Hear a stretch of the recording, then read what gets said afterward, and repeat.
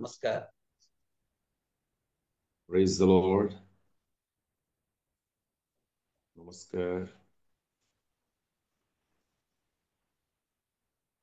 क्षमा चाहे जो माने कंफर्टेबल रहछंती वीडियो ऑन रे बसिबा प्रभुଙ୍କର गौरव करबा। Thank you. Praise the Lord. परमेश्वरको आश्चर्य नामर महिमा हेउ। आपण मानकु समस्तଙ୍କୁ नववर्षर अनेक अनेक शुभेच्छा अभिनंदन प्रणाम। Praise the Lord. आशा करूची समस्ते कुशल रे अछंदी। एही सुजोग पाई मु परमेश्वरଙ୍କୁ अशेष धन्यवाद ज्ञापन करू करू आम्भ मानक अति प्रिय नाग आज्ञाଙ୍କୁ पुणी बिड़िका आज्ञाଙ୍କୁ आम अति प्रिय लिमा आज्ञाଙ୍କୁ अनेक अच्छी प्रभु महान दास माने माँ माने भाई माने बापा माने समस्त को ख्रीष्ट प्रेम नमस्कार ज्ञापन करुचे। समस्त नमस्कार। बहुत आनंदित अनेक दिन पर प्रभु मते सुजोग देले आज्ञा बहुत थर जोगाजोग करिसेंती किंतु मो समय पाउ न थाए। एही वर्ष प्रभु मते साहाय्य कले आपण मान को गहन को आसीबा पई। आसंतु पदे प्रार्थना करिबा चक्षु बंद करिबा।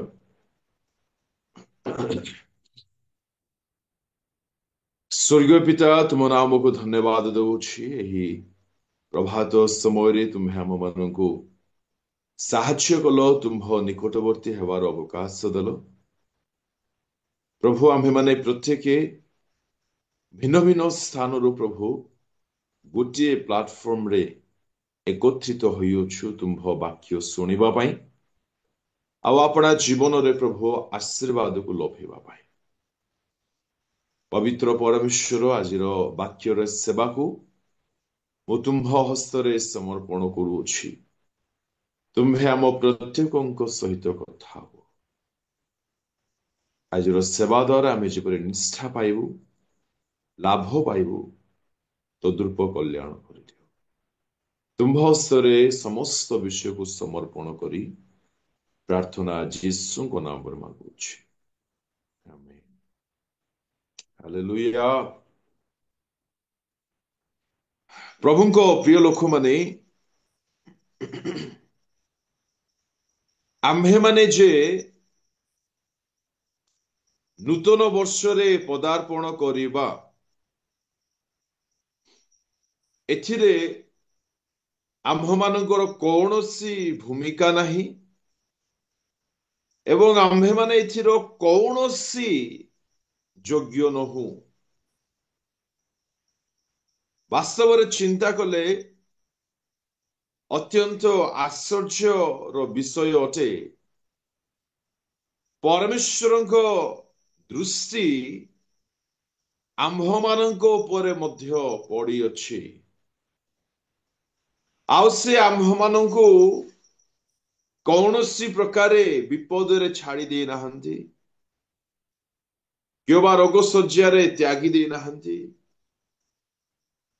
कियोबा पापरे अपना जीवन को प्राणवायु को ना तांको ठारू दूरवर्ती हवा अवस्था रे आम मानको से परित्याग करि नाहंती। जदि आम्भे माने अपना जीवन को चिंता करिबा विगत दिन मानकरे मास मानकरे विगत वर्ष रे मु कोन प्रकृत रे परमेश्वर को संतुष्ट करी अपना जीवन अतिबाहित करी अछि कि एकांत रे बसी जदि आम्भे माने चिंता करिबा आमे केही मध्य हुए तो कहि पारिबा नाही हाँ भाई मु प्रतिदिन केवल ईश्वर निमंते अपना जीवन अतिबाहित करिछि। मु कहि पारिबी मोर विवेक कहि पारिबो जे मो परमेश्वर को संतुष्ट करी अपना जीवन को मु अतिबाहित करिछि। किंतु आम मानक पाखरे कौनसी योग्यता नथिबा सत्वे हे तांकर दयार दृष्टि से आम्भ मानक प्रति पकाइछन्ति। ଆଶ୍ଚର୍ଯ୍ୟର ବିଷୟ ଅଟେ। ଆଜ୍ଞା ଆମେ କେହି କହିପାରିବା କି ତାଙ୍କ ଦୟା ଯେ ମୋ ଉପରେ ଆସିବ, ସେ ଯେ ମୋ ଉପରେ ଦୟା କରିବେ, ମୁଁ ସେଥିର ଯୋଗ୍ୟ ଅଟେ ବୋଲି କେହି କହିପାରିବାନି। ଯଦି କେହି ମନେ କରୁଛନ୍ତି ଆପଣ ଗର୍ବୀ ମାନଙ୍କ ତାଲିକାରେ ପ୍ରଥମ ସ୍ଥାନ ପାଇଛନ୍ତି, we are not at all worthy, ଆମେ କୌଣସି ପ୍ରକାର ଯୋଗ୍ୟ ନୁହଁ।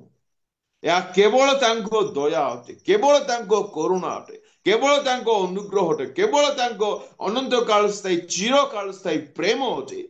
ଆଉ ଯେହେତୁ ସେ ଆମମାନଙ୍କୁ ପ୍ରେମ କରୁଛନ୍ତି, ଏଣୁ ଆମ୍ଭମାନଙ୍କ ପ୍ରାଣକୁ ବିନାଶ ସ୍ଥିତିରେ ଦେଖିବାକୁ ସେ ଚାହିଁଲେ ନାହିଁ। ଏଣୁ ନୂତନ ବର୍ଷ ଦେଇଛନ୍ତି, ଅର୍ଥାତ୍ ନୂତନ ସୁଯୋଗ ଦେଇଛନ୍ତି ଆମ୍ଭେମାନେ ଯେପରି ତାଙ୍କୁ ଜାଣିବା, ତାଙ୍କୁ ପ୍ରସନ୍ନ କରିବା, ଆପଣା ଜୀବନରୁ ତାଙ୍କ ନିକଟକୁ ଫେରି ଆସିବା, ଆପଣା ସମସ୍ତ ପ୍ରକାରର ମନ୍ଦ ଇଚ୍ଛାରୁ,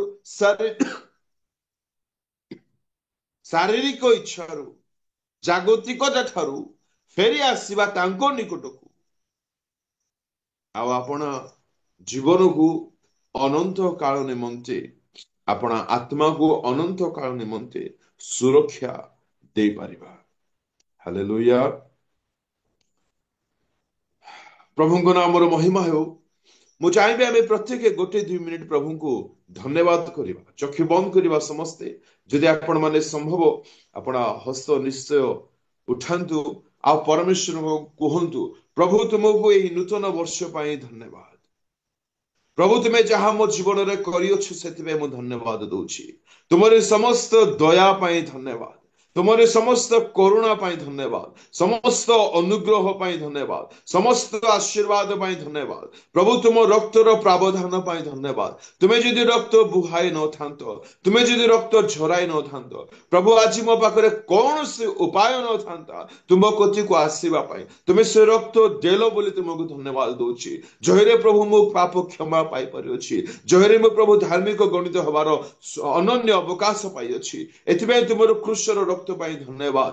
ତୁମର ସ୍ୱର୍ଗୀୟ ତ୍ୟାଗ ପ୍ରଭୁ ମୋ ପାଇଁ ତୁମେ ଯାହା କରିଅଛ ସେଥିପାଇଁ ମୁଁ ଧନ୍ୟବାଦ ଦଉଛି। ପ୍ରଭୁ ତୁମେ ଯଦି ମୋ ନିମନ୍ତେ ଧରାପୃଷ୍ଠକୁ ଆସିନଥାନ୍ତ, ଆଜି ପ୍ରଭୁ ମୁଁ ବିନଷ୍ଟ ହୋଇଯାଇଥାନ୍ତି। ପ୍ରଭୁ ଆଜି ମୋ ପାଖରେ କୌଣସି ଆଶା ଭରସା ନଥାନ୍ତା। ତୁମର ପବିତ୍ର ଦୃଷ୍ଟି ମୋ ପରେ ମଧ୍ୟ ତୁମେ ପକାଇଅଛ, ପୁଣି ମୋତେ ନୂତନ ବର୍ଷରେ ନୂତନ ସୁଯୋଗ ଦେଇଛ ତୁମ ନିକଟକୁ ଫେରି ଆସିବା ପାଇଁ। ଏଥିପାଇଁ ମୁଁ ତୁମକୁ ଧନ୍ୟବାଦ ଦଉଛି। ପ୍ରଭୁଙ୍କ ଲୋକମାନେ ପ୍ରତ୍ୟେକ ଆପଣ ଜିହ୍ବାକୁ ଖୋଲୁ। 1-2 ମିନିଟ୍ ଆମେ ମାନେ ପ୍ରଭୁଙ୍କୁ ଧନ୍ୟବାଦ ଦଉ। ସେ ରୋଗ ଶଯ୍ୟାରେ ଆମ ମାନଙ୍କ ପ୍ରାଣକୁ ନେଇଗଲେ ନାହିଁ, ସେ ଆମମାନଙ୍କୁ ତ୍ୟାଗି ନାହାନ୍ତି, ସେ ଆମମାନଙ୍କୁ ଛାଡ଼ିଦେଲେ ନାହିଁ, ଆମମାନଙ୍କୁ ଅଭାବରେ ସେ ରଖିଲେ ନାହିଁ। ଆମମାନଙ୍କର ଆବଶ୍ୟକତା ଠାରୁ ବଢି କରି ସେ ଆମମାନଙ୍କୁ ଆବଶ୍ୟକ ସେ ମୋଚନ କରିଛନ୍ତି। ଆମମାନଙ୍କ ପ୍ରତି ସେ ଯତ୍ନବାନ ଈଶ୍ୱର ହୋଇଛନ୍ତି। କୁହନ୍ତୁ ପ୍ରଭୁଙ୍କୁ, ପ୍ରଭୁ ମୁଁ ତୁମକୁ ସକଳ ବିଷୟ ନିମନ୍ତେ ଧନ୍ୟବାଦ ଦଉଛି। ତୁମର ପ୍ରତିଟି ଉପକାର ପାଇଁ ତୁମକୁ ଧନ୍ୟବାଦ ଦଉଛି, ପ୍ରତିଟି ମଙ୍ଗଳ ଦାନ ପାଇଁ ଧନ୍ୟବାଦ ଦଉଛି। ପ୍ରଭୁଙ୍କ ଲୋକମାନେ ଆମେ ମାନେ ତାଙ୍କ ଠାରୁ ଯେ କିଛି ମଧ୍ୟ ପାଇବା ଏଥିରେ ଆମର କୌଣସି ଯୋଗ୍ୟତା ନାହିଁ। ସେ ଆମମାନଙ୍କୁ ଜିହ୍ବା ଦେଇଛନ୍ତି, ଆମମାନଙ୍କୁ ଚକ୍ଷୁ ଦେଇଛନ୍ତି, ଆମମାନଙ୍କୁ କର୍ଣ୍ଣ ଦେଇଛନ୍ତି, ଆମମାନଙ୍କୁ ମୋବାଇଲ ଦେଇଛନ୍ତି, ଆମମାନଙ୍କୁ ବାକ୍ୟ ଦେଇଛନ୍ତି, ପ୍ରଭୁଙ୍କ ଦାସ ମାନଙ୍କୁ ଦେଇଛନ୍ତି, ଫେଲୋସିପ ଦେଇଛନ୍ତି, ପରିବାର ଦେଇଛନ୍ତି। ଆଜି ମା ବାପା ଆମମାନଙ୍କ ପାଖରେ ଅଛନ୍ତି, ଭାଇ ଭଉଣୀ ଆମମାନଙ୍କ ପାଖରେ ଅଛନ୍ତି। ଆଜି ଆମମାନେ ଅନାଥ ନୁହଁ, ଶାରୀରିକ ଭାବରେ ଜାଗତିକ ଭାବରେ ନୁହଁ, କିମ୍ବା ଆତ୍ମିକ ଭାବରେ ମଧ୍ୟ ନୁହଁ। ପ୍ରଭୁଙ୍କୁ ଆମେ ଧନ୍ୟବାଦ କରିବା। Lord we thank you. ପ୍ରଭୁ ତୁମ ନାମକୁ ଆମେ ଧନ୍ୟବାଦ ଦଉଛୁ। ତୁମେ ଯାହା କରିଅଛ ସେଥିପାଇଁ ଧନ୍ୟବାଦ, ଯାହା ତୁମେ କରିନାହ ସେଥିପାଇଁ ଧନ୍ୟବାଦ। ପ୍ରଭୁ ଥ୍ୟାଙ୍କ ୟୁ ଲୋ, thank you, thank you, thank you. Hallelujah. ଧନ୍ୟବାଦ, ଧନ୍ୟବାଦ ପ୍ରଭୁ, ତୁମକୁ ଧନ୍ୟବାଦ, ଧନ୍ୟବାଦ। ପ୍ରଭୁଙ୍କ ଲୋକମାନେ ନୂତନ ବର୍ଷ ପ୍ରତି କ୍ଷଣରେ ପ୍ରଭୁଙ୍କୁ ଧନ୍ୟବାଦ ଦିଅନ୍ତୁ। ହୃଦୟ ମଧ୍ୟରେ ଲେଖି ରଖନ୍ତୁ, ଆପଣ ଟୋଟାଲି ଅଯୋଗ୍ୟ ଅଟନ୍ତି। ସେ ଯେ ଆପଣଙ୍କୁ ଦୟା କରିବେ, ଆପଣ ଏଥିର ଯୋଗ୍ୟ ନୁହନ୍ତି। ଆପଣଙ୍କର କେତେ ବାଇବଲ ପଢିବା, ଆପଣଙ୍କର କେତେ ତାଙ୍କ ଚରଣରେ ବସିବା ଆପଣଙ୍କୁ କେବେ ଯୋଗ୍ୟ ବନାଇ ପାରିବ ନାହିଁ। ନାଇଁ, କେବଳ ତାଙ୍କ ଦୟା, ତାଙ୍କର କେବଳ ଅନୁଗ୍ରହ, ତାଙ୍କର ପ୍ରେମ ହିଁ ଆଜି ଆମମାନଙ୍କୁ ସୁରକ୍ଷା କରି ରଖିଛି। ଆମେ ତାଙ୍କ ନିକଟକୁ ଯିବା ପାଇଁ ଆଜ୍ଞା ଆମେ we are nothing but dust। ଆମେ କିଛି ନ ହଉ, କେବଳ ଧୂଳି ମାତ୍ର ଅଟୁ। ଯଦି ଆମେ କିଛି ପାଇବା ପାଇଁ ଯୋଗ୍ୟ ଅଟୁ, ତାହା ହେଉଛି ନର୍କ। ଆଉ ଆଜି ଆମେ ମାନେ ନର୍କରେ ନ ହଉ, ତାଙ୍କ ଚରଣରେ ଅଛୁ। ହାଲେଲୁୟା, ପ୍ରଭୁଙ୍କ ନାମର ଗୌରବ ହେଉ। ଆଜି ଆଜି ଆପଣମାନଙ୍କୁ ମୁଁ ଅନେକ କଥା କହିବି ବୋଲି ଚିନ୍ତା କରିଛି। ଯେପରି ପ୍ରଭୁ ସାହାଯ୍ୟ କରିବେ, ସମୟ ଯେପରି ସାପେକ୍ଷ ହବ। ଏକ ବ୍ୟକ୍ତି ପ୍ରତିଦିନ କଣ ସବୁ ନିତାନ୍ତ କରିବା ଦରକାର, ନିହାତି କରିବା ଉଚିତ। ମୁଁ ଆପଣମାନଙ୍କ ସମ୍ମୁଖରେ 8ଟି 10ଟି ପଏଣ୍ଟ ରଖିବି, ଯେପରି ସମୟ ସାପେକ୍ଷ ହୁଏ। ପ୍ରଥମେ ଆପଣ ପ୍ରତିଦିନ କଣ କରିବେ, ଧ୍ୟାନ ପୂର୍ବକ ଶୁଣିବେ, ଆଉ ନିଶ୍ଚୟ ବର୍ଷ ସାରା ଏହାକୁ ଆପଣାର କରିବେ, ଆପ୍ଲାଏ କରିବେ day to day life. Number 1, ଏକାନ୍ତ ବସିବେ ଈଶ୍ୱରଙ୍କ ଚରଣରେ, ସାନିଧ୍ୟରେ ଆଣ୍ଠ ହୋଇ ପଡିବେ, ଆଉ ଯାହା ଦରକାର ତାହା ମାଗିବେ ନାହିଁ। ପ୍ରଥମେ ଏକାନ୍ତରେ ବସିବେ, 2-4 ମିନିଟ ଆପଣଙ୍କୁ ସୁସ୍ଥିର କରିବା ପାଇଁ ସମୟ ନେବେ। ଆଜ୍ଞା, ସେ ପରିବା ଦୋକାନ ନୁହନ୍ତି, କିଏ ବା ସେ ଆଉ କୌଣସି ଦୋକାନ ପକାଇ ହାଟରେ ବସି ନାହାନ୍ତି। ସେ ମହାମହିମ ସମ୍ରାଟ, ମାଲିକ, ଆପଣଙ୍କର ସୃଷ୍ଟିକର୍ତ୍ତା, ପବିତ୍ରତାରେ ଶୋଭନୀୟ ପରମେଶ୍ୱର ଅଟନ୍ତି। କାହା ନିକଟକୁ ଯାଉଛି ଟିକେ ଚିନ୍ତା କରିବେ, ଅଳ୍ପ ସମୟ ବସିବେ, ଆଣ୍ଠୋଇବେ, ଆଉ ମନେ ପକାଇବେ ମୁଁ ଆସିଛି ତ ଆସିଛି ଯେ କାହା ନିକଟକୁ ଆସିଛି। ଅନେକ ସମୟରେ ଆମେ ମାନେ ଏହା କରୁନାହୁଁ। ଯାଉଛେ, ଆଳୁ କିଲେ, ପିଆଜ କିଲେ, ବାଇଗଣ କିଲେ, ଟମାଟୋ କିଲେ ଦେଇଦିଅ, ମାନେ କଣ? ହାଟ ବଜାରରେ ସେ ବସି ନାହାନ୍ତି। ସେପରି ନ କରୁ। ପ୍ରଥମେ ଟିକେ ଚିନ୍ତା କରୁ, ମୁଁ ଯାଇଛି ତ ଯାଇଛି, କାହା ନିକଟକୁ ଯାଇଛି, ସେ କିଏ ଅଟନ୍ତି। ଏକାନ୍ତରେ ବସିଲା ପରେ ଆପଣଙ୍କୁ ସୁସ୍ଥିର କରିବା ପାଇଁ ସମୟ ଦିଅନ୍ତୁ। ତାହାପରେ ମାଗିବା ଆରମ୍ଭ କରନ୍ତୁ ନାହିଁ। କଣ କରିବେ ତେବେ? ଆତ୍ମ ସମୀକ୍ଷାରେ ସମୟ ବିତାଇବେ। ଆପଣଙ୍କର ମସ୍ତିଷ୍କରୁ ତଳିପାଦ ପର୍ଯ୍ୟନ୍ତ,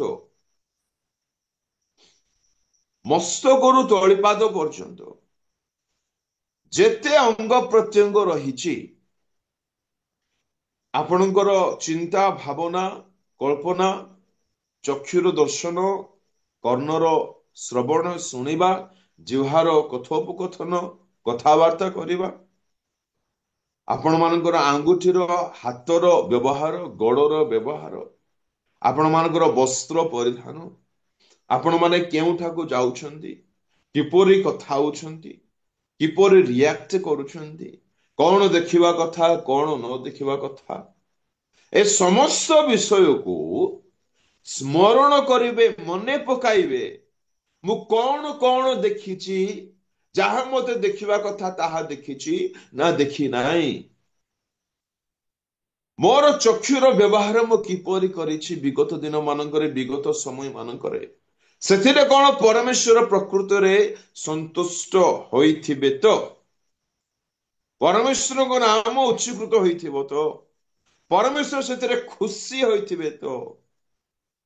ଯାହା ଯାହା ମତେ ଶୁଣିବା କଥା ମୁଁ ସେସବୁ ଶୁଣିଅଛି ନା, ଯାହା ମୋର କର୍ଣ୍ଣ ଚାହିଁଲା ଶୁଣିବା ପାଇଁ ମୁଁ ତାହା ଶୁଣିଛି।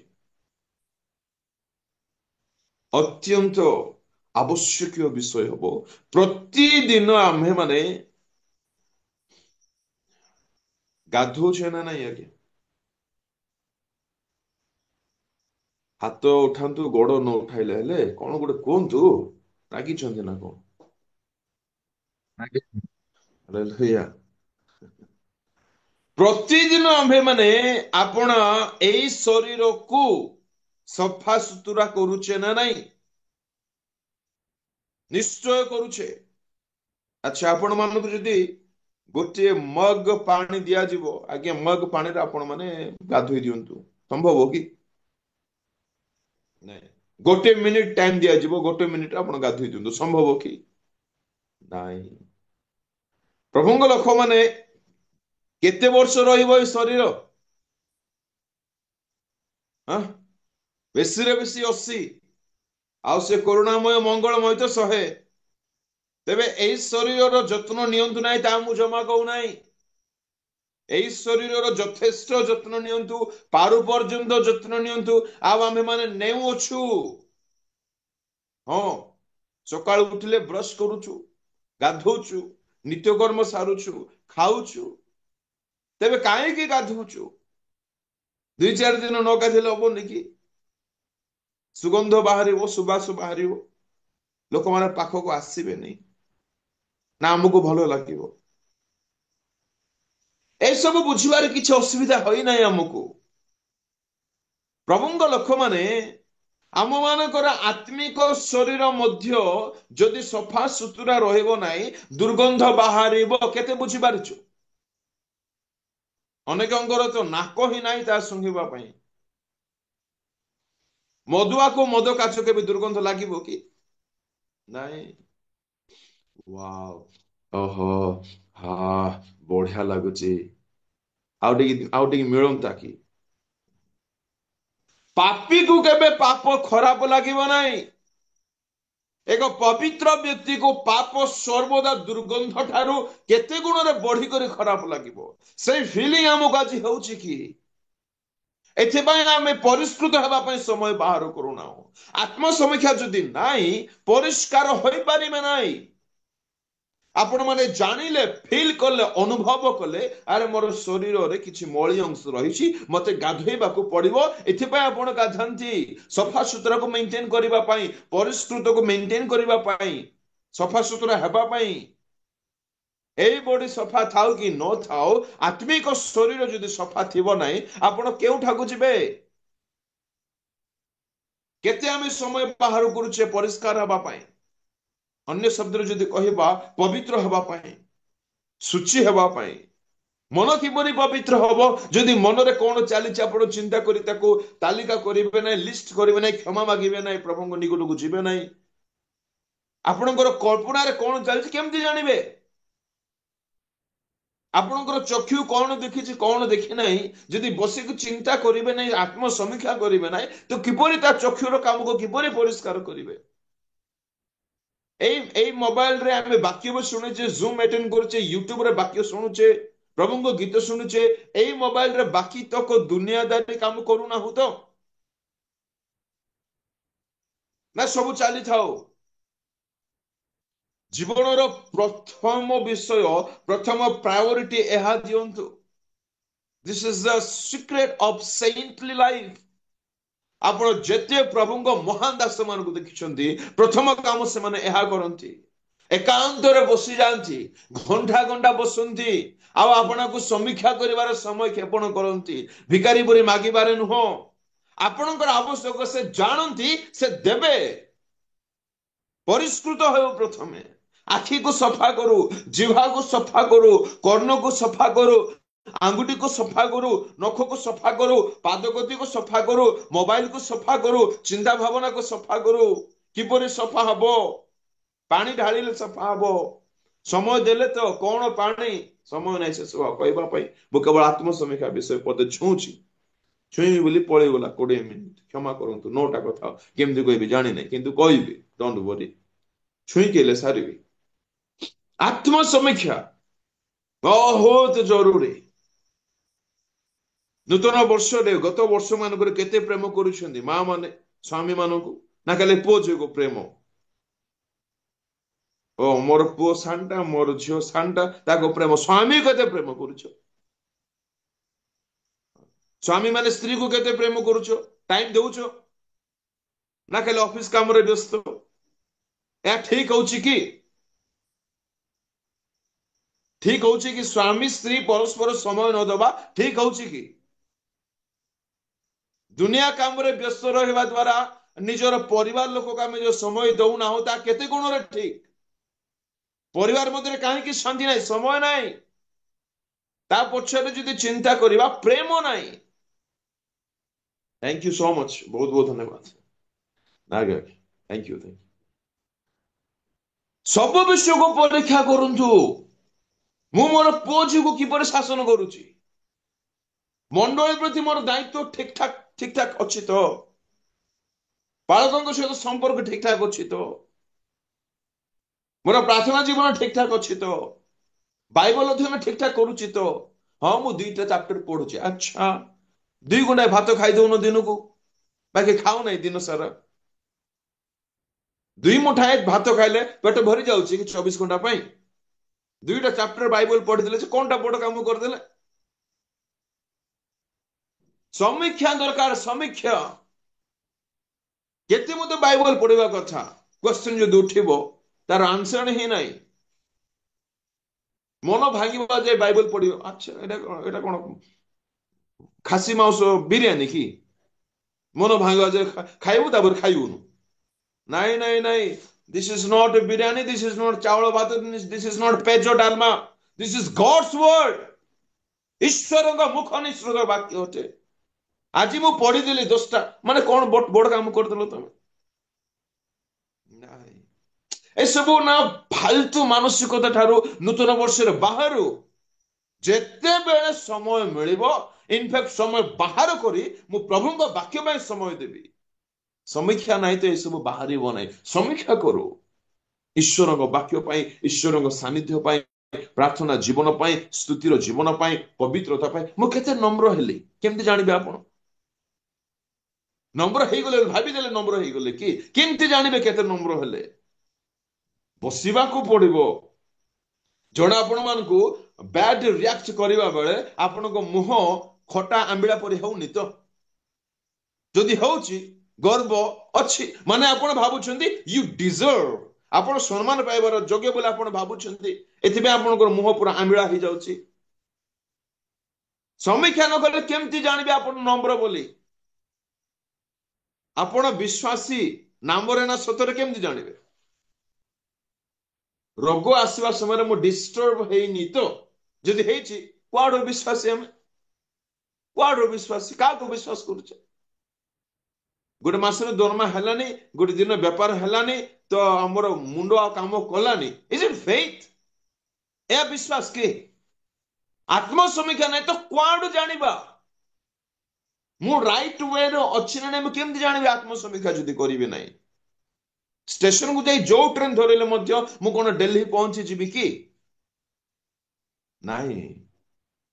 आगे मु ट्रैक रो अछि, ट्रैक रो छ को गां रो ट्रैक रो छ, डेस्टिनेशन रो ट्रैक रो छ तो, जो ट्रैक रे जीसु जाई छने सेही ट्रैक रो छ तो। एथि पई शरीर रो विषय नै समीक्षा करंतु, मांडलिक विषय नै समीक्षा करंतु, पारिवारिक विषय नै समीक्षा करंतु, मनर विषय नै समीक्षा करंतु, स्वभाव को नहीं समीक्षा करंतु, समय को नहीं समीक्षा करंतु। केउ को विषय मते समय मोर विनियोग करबा कथा छिला, मो केउ विषय समय विनियोग करिछि विगत दिन मानकरे? केमती जानिबे न बसिले? भिकारी पणरु बाहरु हमर आवान भिकारी नुह, दे दियो दे दियो दे दियो। What is it? Isn't it भिकारी पण? बाहरंतु एठो बिब्लिकल ख्रिस्टियन हो किपरि मु टिके साधु हेबी, किपरि मोर जीवन पवित्रतारे पूर्ण हबो, किपरि मु नम्र हेबी, किपरि हेबे? चेक कले ना हेबे अकाउंट रे केते अछि केमति जानिबे? डेली बिन स्टेटमेंट चेक बैलेंस कले ना जानुछंती, सेटा करबा तो भूलु ना हमें। डेली चेकअप दरकार। टिके थंडा कासले पळै जाउछ मेडिकल, एपट एपट भयंकर रोगरे रोगाक्रांत आत्मिक शरीर, ता पय चेकअप केते चलछि? Daily checkup is mandatory. आत्म समीक्षा नंबर 1, डेली बसंतु प्रभु को चरण रे, यथेष्ट समय पांतु आओ प्रभु को कहंतु लॉर्ड शो मी, प्रभु मते देखाओ मोठन कोन कमी अछि। आ से जेमती रिवील करिबा आपन को धीरे धीरे समस्त विषय पय ପ୍ରଭୁ I'm deeply sorry, ମତେ ଦୟା ହୋଇ କ୍ଷମା ଦିଅ, କ୍ଷମା ମାଗନ୍ତୁ, ସବୁ ବିଷୟ ପାଇଁ କ୍ଷମା ମାଗନ୍ତୁ। ରିପେଣ୍ଟେନ୍ସ once for all ନୁହଁ, ହଁ ମୁଁ ଥରେ ଫେରି ଯାଇଛି, ହଁ ମୁଁ ଥରେ ଗାଧୋଇ ଦେଇଛି, ମୁଁ ଥରେ ଖାଇ ଦେଇଛି, ବାକି ଦିନ ମାନେ ଗାଧୋଉନାହୁଁ ଖାଉନାହୁଁ, ସେମିତି ନୁହଁ। ଏହା ପ୍ରତିଦିନର କାର୍ଯ୍ୟ ଅଟେ। ପ୍ରଭୁଙ୍କ ଲୋକମାନେ ଯୋହନ କହନ୍ତି ଆମ ମାନଙ୍କ ଠାରେ ପାପ ନାହିଁ ଏପରି ନ କହୁ। ବୁଝା ପଡୁଛି? ଆମେ ମାନେ ଜାଣତରେ ଅଜାଣତରେ ଥଟ୍ ଲାଇଫରେ, କନସିଏନ୍ସରେ, ଇନର ଲାଇଫରେ କଣ ସବୁ ଚାଲିଥାଏ ବସିଲେ ନା ଜାଣି ହବ। ସୂକ୍ଷ୍ମାତି ସୂକ୍ଷ୍ମ ଭାବରେ ଚିନ୍ତା କରିବାକୁ ପଡିବ, ବିବେଚନା କରିବାକୁ ପଡିବ। Where am I now? ମୁଁ କେଉଁଠି ଅଛି ଆତ୍ମିକ ଭାବରେ? ପିତାମାତାଙ୍କର କଥା ମାନୁଛି ତ? ନା ଖାଲି ପାଠ ପଢି ପଢି ବ୍ୟସ୍ତ, ଆଏସ୍ ହେଇଯିବେ ବୋଲି। ତମ ଆଏସ୍ ହେଲେ କାହାକୁ ଦରକାର ଆଜ୍ଞା? ତମ ଜୀବନ କାହାକୁ ସନ୍ତୁଷ୍ଟ କରୁନାହିଁ, କାହାକୁ ଦରକାର? ଏନିୱେ, ବାକି ସବୁ ବିଷୟରେ ପ୍ରଭୁ ଆପଣ ମାନଙ୍କୁ ସାହାଯ୍ୟ କରନ୍ତୁ। ଆତ୍ମସମୀକ୍ଷା କରିବେ, ପ୍ରାର୍ଥନା ପୂର୍ବରୁ ଆତ୍ମସମୀକ୍ଷା କରିବେ। ନମ୍ବର 1, ପ୍ରତିଦିନ ବସିବେ, ଆପଣଙ୍କୁ ସମୀକ୍ଷା କରିବେ, ମୋର ଜୀବନ କେମିତି ଚାଲିଛି। ହାଲେଲୁୟା। ନମ୍ବର 2, ଏବେ ଆସିବେ ଆପଣ ମାନେ ପ୍ରାର୍ଥନା କରିବା ପାଇଁ। ପ୍ରେଜ୍ ଦ ଲର୍ଡ। ନୂତନ ବର୍ଷରେ ଏପରି ଦୃଢ ନା ମନସ୍କ ହୁଅନ୍ତୁ, ଦୃଢ ନିଷ୍ପତ୍ତି ନିଅନ୍ତୁ, ମୁଁ କେବେ ମଧ୍ୟ କୌଣସି ଦିନ ମଧ୍ୟ ବ୍ୟକ୍ତିଗତ ପ୍ରାର୍ଥନା ମିସ୍ କରିବି ନାହିଁ। ଜାଣନ୍ତି ପ୍ରଭୁଙ୍କ ଲୋକମାନେ ଆଟଲିଷ୍ଟ 2 ଗୋଟି କ୍ୟାଟେଗୋରୀରେ ଆମେ ମାନେ ଏହାକୁ ଦେଖିପାରିବା। ଗୋଟିଏ ଦଳ ଅଛନ୍ତି ପ୍ରାର୍ଥନା କରନ୍ତି କେତେବେଳେ? ଉଠୁ ଉଠୁ 2-3 ମିନିଟ, ପ୍ରଭୁ ଧନ୍ୟବାଦ ନୂଆ ଦିନ ଦେଲ, ଆଉ ଇତ୍ୟାଦି ଇତ୍ୟାଦି ବିଷୟ ସରିଲା। ଆଉ ଦିନ ସାରା ପ୍ରାର୍ଥନା ନାହିଁ, ସରିଲା ବେଳକୁ ପ୍ରଭୁ ଧନ୍ୟବାଦ ଦିନ ସାରା ସମ୍ଭାଳିବ। ଏଟା ପ୍ରାର୍ଥନା ଜୀବନ କି? ନାହିଁ, ପ୍ରଭୁଙ୍କ ଲୋକମାନେ this is not at all good habit. ତାହା ଆତ୍ମିକତା ନୁହଁ। ନାଇଁ ନାଇଁ ନାଇଁ ନାଇଁ। ଆଉ କିଛି ଲୋକମାନେ ଅଛନ୍ତି ଜମା କରନ୍ତି ନାହିଁ, ବା ଯେବେ ଇଚ୍ଛା ସେବେ କରନ୍ତି, ଯେବେ ନିଡ୍ ସେବେ ଯାଆନ୍ତି, ଯେବେ ଦରକାର ହୁଏ ସେତେବେଳେ ଯାଆନ୍ତି। ଖ୍ରୀଷ୍ଟିଆନ ଜୀବନ ସେପରି ଜୀବନ ନୁହଁ। ପ୍ରଥମେ ଆତ୍ମସମୀକ୍ଷାରେ ବହୁତ ସମୟ କ୍ଷେପଣ କଲା ପରେ, କ୍ଷମା ପ୍ରାର୍ଥନା କଲା ପରେ, ପବିତ୍ରତାର ଅନୁଭୂତିକୁ ଆସିଲା ପରେ, କଣ ମାଗିବେ କଣ ମାଗିବେ ନାହିଁ ପବିତ୍ର ଆତ୍ମା ଆପଣ ମାନଙ୍କୁ କହିବେ। ଆଉ ମୋ ଅନୁଭୂତିରୁ ଗ୍ୟାରେଣ୍ଟି ମଧ୍ୟ ଦେଇକି ଆପଣ ମାନଙ୍କୁ କହିବି, ଜାଗତିକ ବିଷୟ ମାଗିବା ପାଇଁ ମୋଟେ ଇଚ୍ଛା ହେବ ନାହିଁ। ହେବ ନାହିଁ ଆଜ୍ଞା। କଣ ଜାଣିନାହାନ୍ତି ସେ? ଏତେ ବାଉଳ ବିକଳ ନେହୁରା ହେଇଯାଉଛୁ ଆମେ, କଣ ଜାଣିନାହାନ୍ତି ସେ? ସବୁ ଦେବେ ଆଜ୍ଞା, ସେ ତାଙ୍କ ସମୟରେ ଦେବେ। ପ୍ରାର୍ଥନା କରୁ, ପ୍ରଭୁ ମୋର ଆତ୍ମିକ ଜୀବନ ଏପରି କରିଦିଅ ଯହିଁରେ ତୁମେ ଆପଣ ପୁତ୍ରଙ୍କୁ ଦେଖି ଯେପରି ସନ୍ତୁଷ୍ଟ ହୋଇଥିଲ, ମତେ ଦେଖି ତୁମେ ସେପରି ସନ୍ତୁଷ୍ଟ ହେଇଯିବା ଦରକାର। ଲୋକେ ମତେ ଦେଖିଲେ ଖ୍ରୀଷ୍ଟଙ୍କୁ ଦେଖିବା ଦରକାର। ମୋ ସହିତ କଥା ହେଲେ ତୁମକୁ ଲୋକେ ଚିହ୍ନିବା ଦରକାର। ପ୍ରାର୍ଥନା ଟିକେ ଶିଖୁ, ଦୁଃଖର ସହିତ ମୁଁ କହୁଛି, ପ୍ରାର୍ଥନା ଟିକେ ଶିଖୁ। ପ୍ରଭୁ ଚାକିରି ଦେଇଦିଅ, ଘର ଦେଇଦିଅ, ଗାଡି ଦେଇଦିଅ, ସୁସ୍ଥତା ଦେଇଦିଅ। ଚାକିରି ସହିତ ସ୍ୱର୍ଗ ଯାଇ ହବ?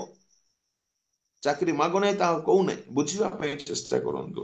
ପ୍ରାୟୋରିଟିକୁ ସେଟରାଇଟ୍ କରନ୍ତୁ, ପ୍ରାର୍ଥନାର ତାଲିକାର ପ୍ରାୟୋରିଟି କଣ? ସେ ଜାଣନ୍ତି ନାହିଁ କି ଚାକିରି ଦରକାର ବୋଲି, ସୁସ୍ଥତା ଦରକାର ବୋଲି? ପାଉଲ କାହିଁକି ଅସୁସ୍ଥ ହେଇକି ରହିଲେ? ତିମୋଥୀ କାହିଁକି ଅସୁସ୍ଥ ହେଇକି ରହିଲେ? ବୁଝୁ ପ୍ରଭୁଙ୍କ ଲୋକମାନେ, healing is not primary things, money is not the main thing. ପଇସା ବଡ ବିଷୟ ନୁହେଁ, ପବିତ୍ରତା ବଡ ବିଷୟ। ପବିତ୍ର ମତେ କରିଦିଅ ବୋଲି କେତେ ପ୍ରାର୍ଥନା କରିଛୁ ଜୀବନରେ? ଥରେ ଗୋଟେ ଦିନ କରିଛୁ କି? ନୂତନ ବର୍ଷ ଆସିଲା ଯେ ପ୍ରଭୁ ବହୁତ ବହୁତ ଧନ୍ୟବାଦ, ନୂଆ ଶାଢୀ ପାଇଁ ଧନ୍ୟବାଦ, ନୂଆ ଡ୍ରେସ ପାଇଁ ଧନ୍ୟବାଦ, ଆଉ ନୂତନ ବର୍ଷରେ କେମିତି କଣ କଣ କରିବି କହ? କେଉଁ ବିଷୟରେ ଷ୍ଟ୍ରାଟେଜି ବନଉଛୁ? ଆତ୍ମିକ ବିଷୟରେ ଷ୍ଟ୍ରାଟେଜି ବନାଅ, ଯହିଁରେ ସେ ସନ୍ତୁଷ୍ଟ ହେବେ। ଆଉ ମାଲିକ ପରମେଶ୍ୱର ଯଦି ସନ୍ତୁଷ୍ଟ ହେଇଯିବେ, ମାଗିବାକୁ ପଡିବ ନାହିଁ। ଇନଫ୍ୟାକ୍ଟ ମାଗିବା କଥା ତ ତେଣିକି ରଖନ୍ତୁ, ବୁଝିବା ପାଇଁ ଦୟାକରି ଚେଷ୍ଟା କରନ୍ତୁ। ନିଡ୍ ଫିଲ୍ କରିବେ ନାହିଁ। ମତେ ଯେ ଟଙ୍କା ଆହୁରି ଦରକାର, ଆପଣଙ୍କ ଏଇ ଫିଲିଂ ହିଁ ଆସିବ ନାହିଁ। ଆପଣଙ୍କ ଦରକାର ବିଷୟ କେବଳ ଗୋଟିଏ ବିଷୟ ଥିବ, and that will be God। ଆଉ ସେ ତ ଆପଣଙ୍କ ସହିତ ଥିବେ। ସବୁ ଥାଇ ଯଦି ପ୍ରଭୁ ନାହାନ୍ତି, କିଛି ନାହିଁ ଆଜ୍ଞା, କିଛି ନାହିଁ, କିଛି ନାହିଁ, କିଛି ନାହିଁ। ପ୍ରାର୍ଥନାର ତାଲିକାକୁ ବଦଳାନ୍ତୁ। ନ ବଦଳାଇବା ପାଇଁ ଯଦି ଚାହୁଁଛନ୍ତି ତ ଆତ୍ମିକ ବିଷୟ ଏଟଲିଷ୍ଟ ଆଡ୍ କରନ୍ତୁ। ନମ୍ର ହେବା ପାଇଁ ପ୍ରେର କରନ୍ତୁ। କଥାବାର୍ତ୍ତା ସୁଧାରିବା ପାଇଁ ପ୍ରେର କରନ୍ତୁ। ପ୍ରଭୁଙ୍କୁ କୁହନ୍ତୁ ଅନେଷ୍ଟ ହେଇ, ନମ୍ର ହେଇ, ପ୍ରଭୁ ମତେ ଜଣା ନାହିଁ କିପରି କଥାବାର୍ତ୍ତା କରିବା ମୋର ସ୍ୱାମୀ ସହିତ, ସ୍ତ୍ରୀ ସହିତ, ପୁଅ ସହିତ, ଝିଅ ସହିତ, ପାଳକ ବାବୁ ସହିତ। କେବେ କରିଛୁ କି ପ୍ରାର୍ଥନା ଆମେ ଏଇଟା? ନାଇଁ, ଆମେ ତ ଭାରି ଜ୍ଞାନୀ ଆଉ ବୁଦ୍ଧିମାନ। ଆଉ ଆପଣ କହିପାରିବେ କି ଆପଣଙ୍କ କଥାବାର୍ତ୍ତାରେ ଆପଣଙ୍କ ହଜବେଣ୍ଡ ଆଣ୍ଡ ୱାଇଫ ହର୍ଟ ହଉନାହାନ୍ତି ବୋଲି? କହିପାରିବେ କି? ଆପଣଙ୍କ କଥାଭାଷାରେ ପରମେଶ୍ୱରଙ୍କ ନାମ ନିନ୍ଦିତ ହଉନି, କହିପାରିବେ କି? ପ୍ରାର୍ଥନା କଲେ ନା ଶିଖିବେ, ପ୍ରଭୁ ଶିଖାଇବେ, ଶକ୍ତି ଦେବେ, ଅନୁଗ୍ରହ ଦେବେ ଯିବାକୁ ବଶରେ ରଖିବା ପାଇଁ। ଏଥିପାଇଁ ପ୍ରାର୍ଥନା ଶିଖୁ। କେଉଁ ବିଷୟ ମୁଁ ପ୍ରାର୍ଥନା କରୁଛି, କଣ ମତେ ମାଗିବା ଦରକାର, କଣ ମୋର ଆକ୍ଚୁଆଲ ନିଡ୍, ମୁଁ ମାଗୁଛି କଣ? ହାଲେଲୁୟା। ପ୍ରଭୁଙ୍କ ଲୋକମାନେ ପ୍ରାର୍ଥନା ପ୍ରଭୁ ଯୀଶୁ ଡେଇଲି କରୁଥିଲେ। ମୁଁ ପଦ ପର୍ବ କେତେ ଟପିକ ର ଆଜି କହିପାରିବି ନାହିଁ, ଯେହେତୁ ମତେ ବହୁତ କଥା ରଖିବାର ଅଛି। ପ୍ରଭୁ ଯୀଶୁ ଡେଇଲି ପ୍ରେୟର କରୁଥିଲେ। ରାତି ରାତି ପ୍ରେୟର କରୁଥିଲେ, ପାହାନ୍ତିଆରୁ ଉଠି ପ୍ରେୟର କରୁଥିଲେ। ପିତର ପ୍ରଭୁଙ୍କ ଶିଷ୍ୟମାନେ ସମୟ ଫିକ୍ସ କରି ପ୍ରେୟର କରୁଥିଲେ। ଟାଇମ ଗୋଟେ ଫିକ୍ସ ହଉ, ଆଜିଠୁ ଏବେଠାରୁ ଫିକ୍ସ କରନ୍ତୁ। ଟାଇମ ଫିକ୍ସ କରିବେ, ସେଇ ଟାଇମ କାହାରିକୁ ଦେବେ ନାହିଁ। ଜାଣନ୍ତି, କାହାରିକୁ ଦେବେ ନାହିଁ। ନାଇଁ, ତା ସ୍ପେଶାଲ ଡେଡିକେଟେଡ ଫର ଗଡ ଅଲମାଇଟି। ସେ ମନ୍ତ୍ରୀ ନୁହନ୍ତି କି ଅଫିସର ନୁହନ୍ତି। ମନ୍ତ୍ରୀ ମାନଙ୍କୁ ଯେ ନିଯୁକ୍ତି ଦେଇଛନ୍ତି, ତାଙ୍କ ପାଖକୁ ଯାଇଛନ୍ତି, ସେ ଟାଇମ କାହାକୁ ଦେବେ ନାହିଁ। ଜ୍ୱର ହେଉ କି ବେମାର ହଉ, ଖାଇବାକୁ ଥାଉ କି ନ ଥାଉ, ଅତିଥି ଥାନ୍ତୁ, କୁଣିଆ ଥାନ୍ତୁ କି ନ ଥାନ୍ତୁ, ଯାହା ହେଉ ସେଇ ଟାଇମ କାହାରିକୁ ଦେବେ ନାହିଁ। ସେ ପ୍ରଭୁ ଅଟନ୍ତି, ପ୍ରଭୁ, ମଣିଷ ନୁହନ୍ତି। କୁछ ବି ଯେମିତି ଇଚ୍ଛା ସେମିତି ସେତେବେଳେ ପଳେଇବି, ନାଇଁ ନାଇଁ ନାଇଁ ନାଇଁ ନାଇଁ ନାଇଁ। ଦ୍ୟାଟ ଇଜ ଗୁଡ ହ୍ୟାବିଟ, ଠିକ ଅଛି, କିନ୍ତୁ ସମୟ ଗୋଟେ ନିର୍ଦ୍ଦିଷ୍ଟ ରହିବା ଦରକାର, ଯାହା ବାଇବଲ ଆମମାନଙ୍କୁ ଶିକ୍ଷା ଦିଏ। ହାଲେଲୁୟା। ଆଣ୍ଠୋଇବେ, ପ୍ରାର୍ଥନା କରିବେ, ଆଉ ପ୍ରାର୍ଥନା କଲା ବେଳେ ମୋବାଇଲ ଠାରୁ ଦୂରରେ ରୁହନ୍ତୁ। ଛୋଟିଆ ଘଡି ଗୋଟେ ନିଅନ୍ତୁ, ନହେଲେ କ୍ଲକ୍ ରଖନ୍ତୁ, ଘର ୱାଲ କାନ୍ଥ ଘଡିଟା ରଖନ୍ତୁ। ମୋବାଇଲ ଦେଖିବା ପାଇଁ ଜମା ପ୍ରୟାସ କରନ୍ତୁ ନାହିଁ। ଶୈତାନ ବହୁତ ଧୂର୍ତ୍ତ ଅଟେ। ମୋବାଇଲ ଥରେ ଦେଖିବେ, କଣ ସେଟା ଆସିଥିବେ, ଆପଣ ଟୋଟାଲି ଡାଇଭର୍ଟ ହେଇଯିବେ। ସାଧାରଣ ସୂକ୍ଷ୍ମ ସୂକ୍ଷ୍ମ ବିଷୟ ଆଜି ଆମେ ଧ୍ୟାନ ନ ଦେବାରୁ ଆମ ପ୍ରାର୍ଥନା ଜୀବନ ଠିକ ହଉନାହିଁ। ଧ୍ୟାନ ଦେବେ ଏଗୁଡିକ। ପ୍ରାର୍ଥନା ନାହିଁ ତ ଶକ୍ତି ନାହିଁ, ମନେ ରଖନ୍ତୁ ପ୍ରଭୁଙ୍କ ଲୋକମାନେ।